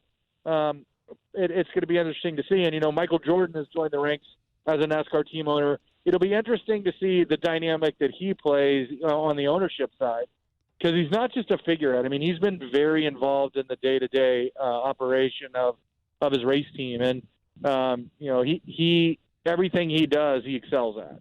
So it'll be interesting to see how he makes our sport better, and it's going to be fun to watch. Yeah, it's interesting you bring up Jimmy Johnson, too, in the same ilk as Tom Brady, because both of them are bringing fitness and that kind of discipline, even at their age, right to the sport. I mean, that's what Brady is still playing at 43 years old. Chip Wile, president of Daytona International Speedway with us. Got the Clash tonight, got a week of racing, Speed Weeks, Daytona 500 Sunday. You can see it locally right here on Fox 30. I want to piggyback on what you just said. Michael Jordan, Denny Hamlin team up. Michael Jordan, we said this yesterday on the show, actually. Randy Moss, he owned a truck in the Truck Series, and I remember seeing him down there. I was like, okay, he's kind of active in this. We know Brad Daugherty and the role he's played in NASCAR, going over from the NBA to NASCAR, and he's very active. But you just hinted at something that I didn't think we would label it this way. I thought he would be more of a figurehead, Michael Jordan. So you think we'll see him around the track? He'll be hands-on?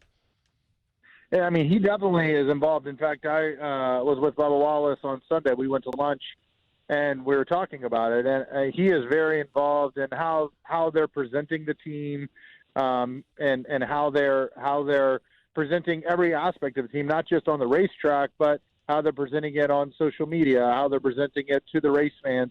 And so it truly is his race team. And again, I underestimated the effect immediately he would have on our sport. And as an example, last week I took the pace car and the Harley J. Earl Trophy to a number of elementary schools here in town, and there was a number of kindergartners who were wearing Michael Jordan sweatshirts, Air Jordan sweatshirts on, and they knew that he was in the sport. They knew the driver of the 23 car, Bubba Wallace. Wow. They've never been to the racetrack. I asked, I said, have you ever been to the racetrack? Never been. So it's amazing to see the reach that he's already had with a different demographic for NASCAR. And I think that's going to make us all better. Again, Jimmy Johnson made us all better. Michael Jordan is going to make us all better in some capacity. And so that's what we want out of our sport. The NBA, if you look at after Michael Jordan left, it kind of went through a lull, and then LeBron James came through, and he is continuing to have such an inherent impact on the NBA outside of the basketball court. And that's what we want. The last time we've really seen any of that in our sport is when Dale Earnhardt Jr. Was a driver. And it wasn't because he was the best race car driver. It's because he had the name, he had the look, he had the feel, and he also, Budweiser took him to places we would never go. They put him in front of audiences that we would never see. And all of that combined really helped push our sport forward. And that's what we need. Our sport's had a tremendous 12-month period. Tremendous. You look at where we're the first sport back with live content at Darlington Raceway. First sport to figure out how to get back racing, right, or get back to playing. First sport back with live attendance. We tackled some social justice issues. We were the first sport to really engage a different audience with esports when everybody was at home. All of those things really have helped elevate our sport, and I would argue we beat every other sport in 2020. And I think we're seeing that momentum as we go into the 2021 campaign. Chip, you mentioned, reaching those audiences that maybe have never been tapped before. And I actually want to talk about Friday night. I want to talk about the Camping World Truck Series because there's a young girl by the name of Haley Deegan.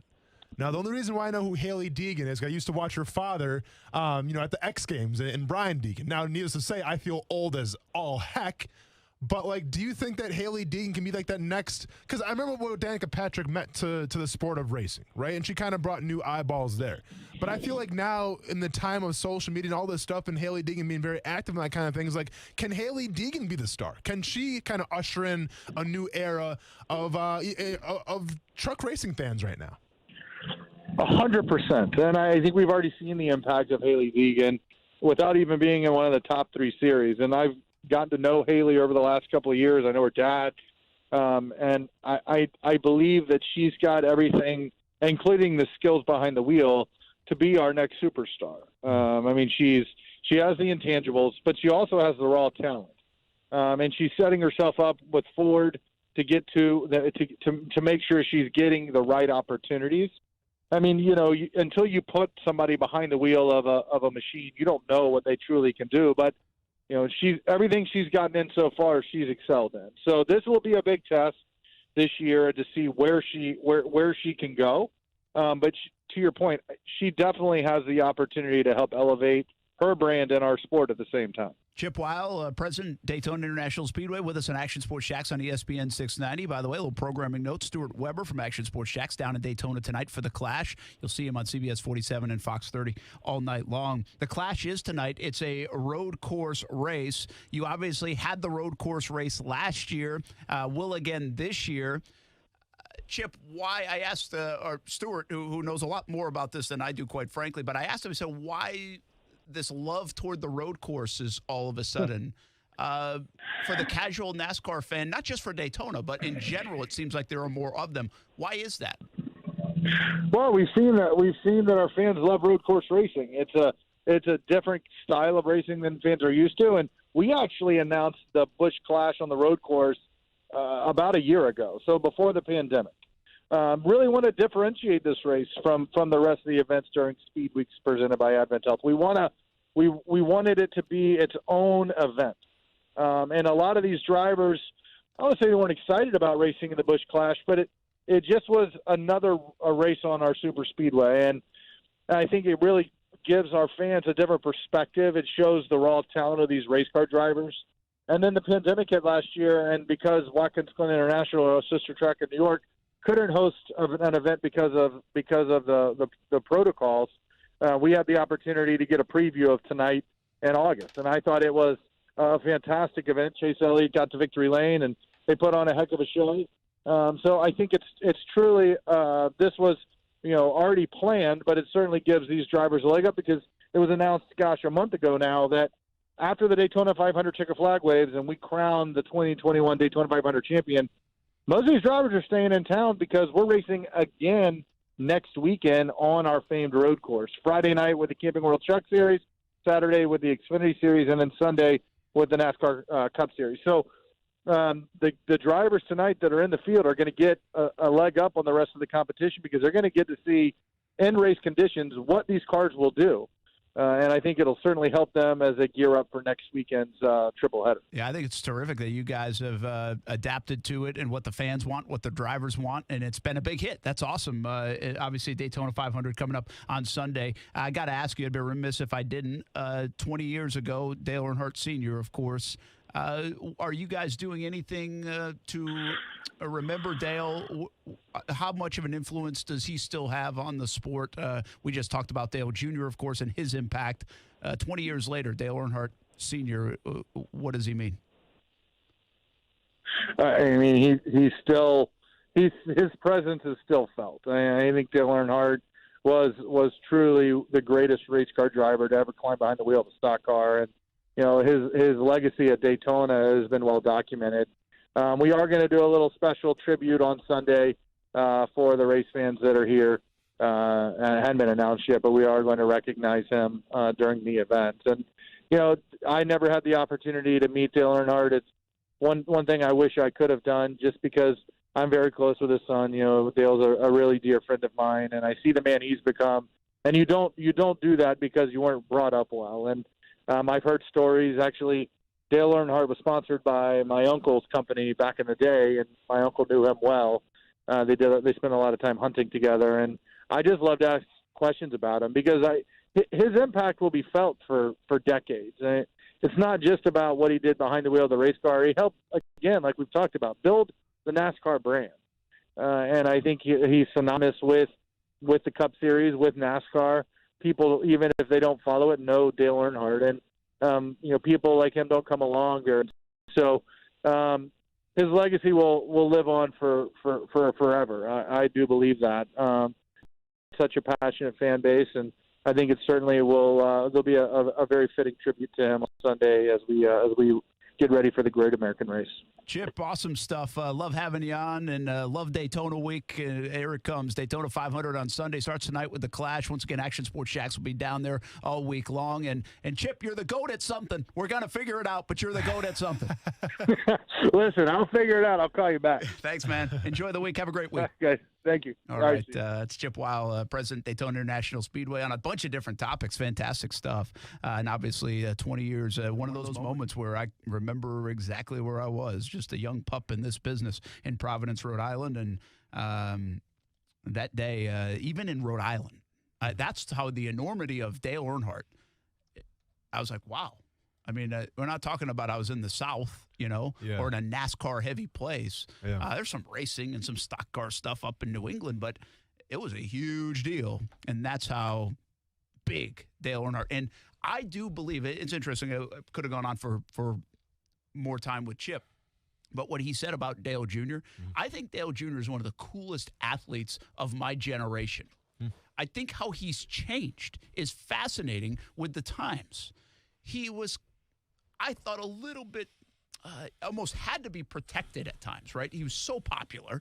Everybody wants a piece of him. He obviously is trying to, as a young person, get over his father's death, but live in his legacy and carry on a legacy, yet make a name for himself at the same time. You talk about something that is, I mean, how do you do that as a young person or any person, quite frankly? Yeah. But then what I really appreciate about Dale Jr. is how much he's morphed onto like Twitter and the broadcast booth and how his personality now shines. I didn't think there was that in the early stages while he tried to figure things out. And became this another like legend in the sport, the most popular driver like 13, 14 years in a row, and won some big races. But like Chip just said, wasn't the best.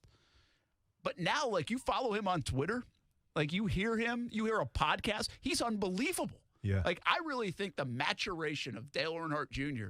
that we've all seen, maybe it's just my age and how I've seen that grow up in the last 20 years, from his dad's death to his racing career to now, is one of the coolest things I've seen in sports in my lifetime. And it's not even a sport that I'm like this huge fan of or cover a lot, but I think he's fascinating to me. It's amazing when Dale Earnhardt passed away. Like, I can remember exactly where I was. Like, I remember watching that race because my stepdad was a giant NASCAR fan, and I was at the time a little bit too. But, like, we always talk about, like, where were you when 9/11 happened, and obviously I'll never forget that. I also remember exactly where I was, what I was feeling, what I was doing when he passed away. Because obviously it wasn't announced till later on in the day, but I remember the crash. I just remember thinking, like, it's not that bad of a crash. He'll be okay. And then later it comes down the pipeline that he passed away. I was like in shock. Unbelievable. We're going to have a special this Sunday leading up to the race on Fox 30. Starts at noontime. And one of the stories is how far has technology come, because Ryan Newman's crash last year, and quite frankly, we all wondered if he was going to make it out of that hospital. He walked out of the hospital a couple of days later. GOAT. I'm a GOAT at returning emails. Not delivering the teas. Okay. Emailing. What are you a GOAT at? I was going to say not delivering the teas. That's true, too. I don't know, man. That's why I ask the questions. I don't answer them. I ask the questions. By the way, you have a fight coming up in March. Got a fight March 13th. Let's talk more about it tomorrow. We'll get it, yeah. You got it coming up, though. Hey, it's not going anywhere. We have Iceman plenty of time to talk ready. about it. Live, local, loud coming up next on ESPN 6. I'll see you in the ring or cage. Yeah. Have a good night. It's time to celebrate your love with a special gift from Beard's Diamonds. Now through February 14th, you can get the lowest prices in Jacksonville, guaranteed, on hundreds of specially designed Valentine pieces at beardsdiamonds.com. Show her how much she means to you with a 1/4-carat diamond Circle of Love necklace, retail $600, Beard's special Valentine price $390. You save almost $300.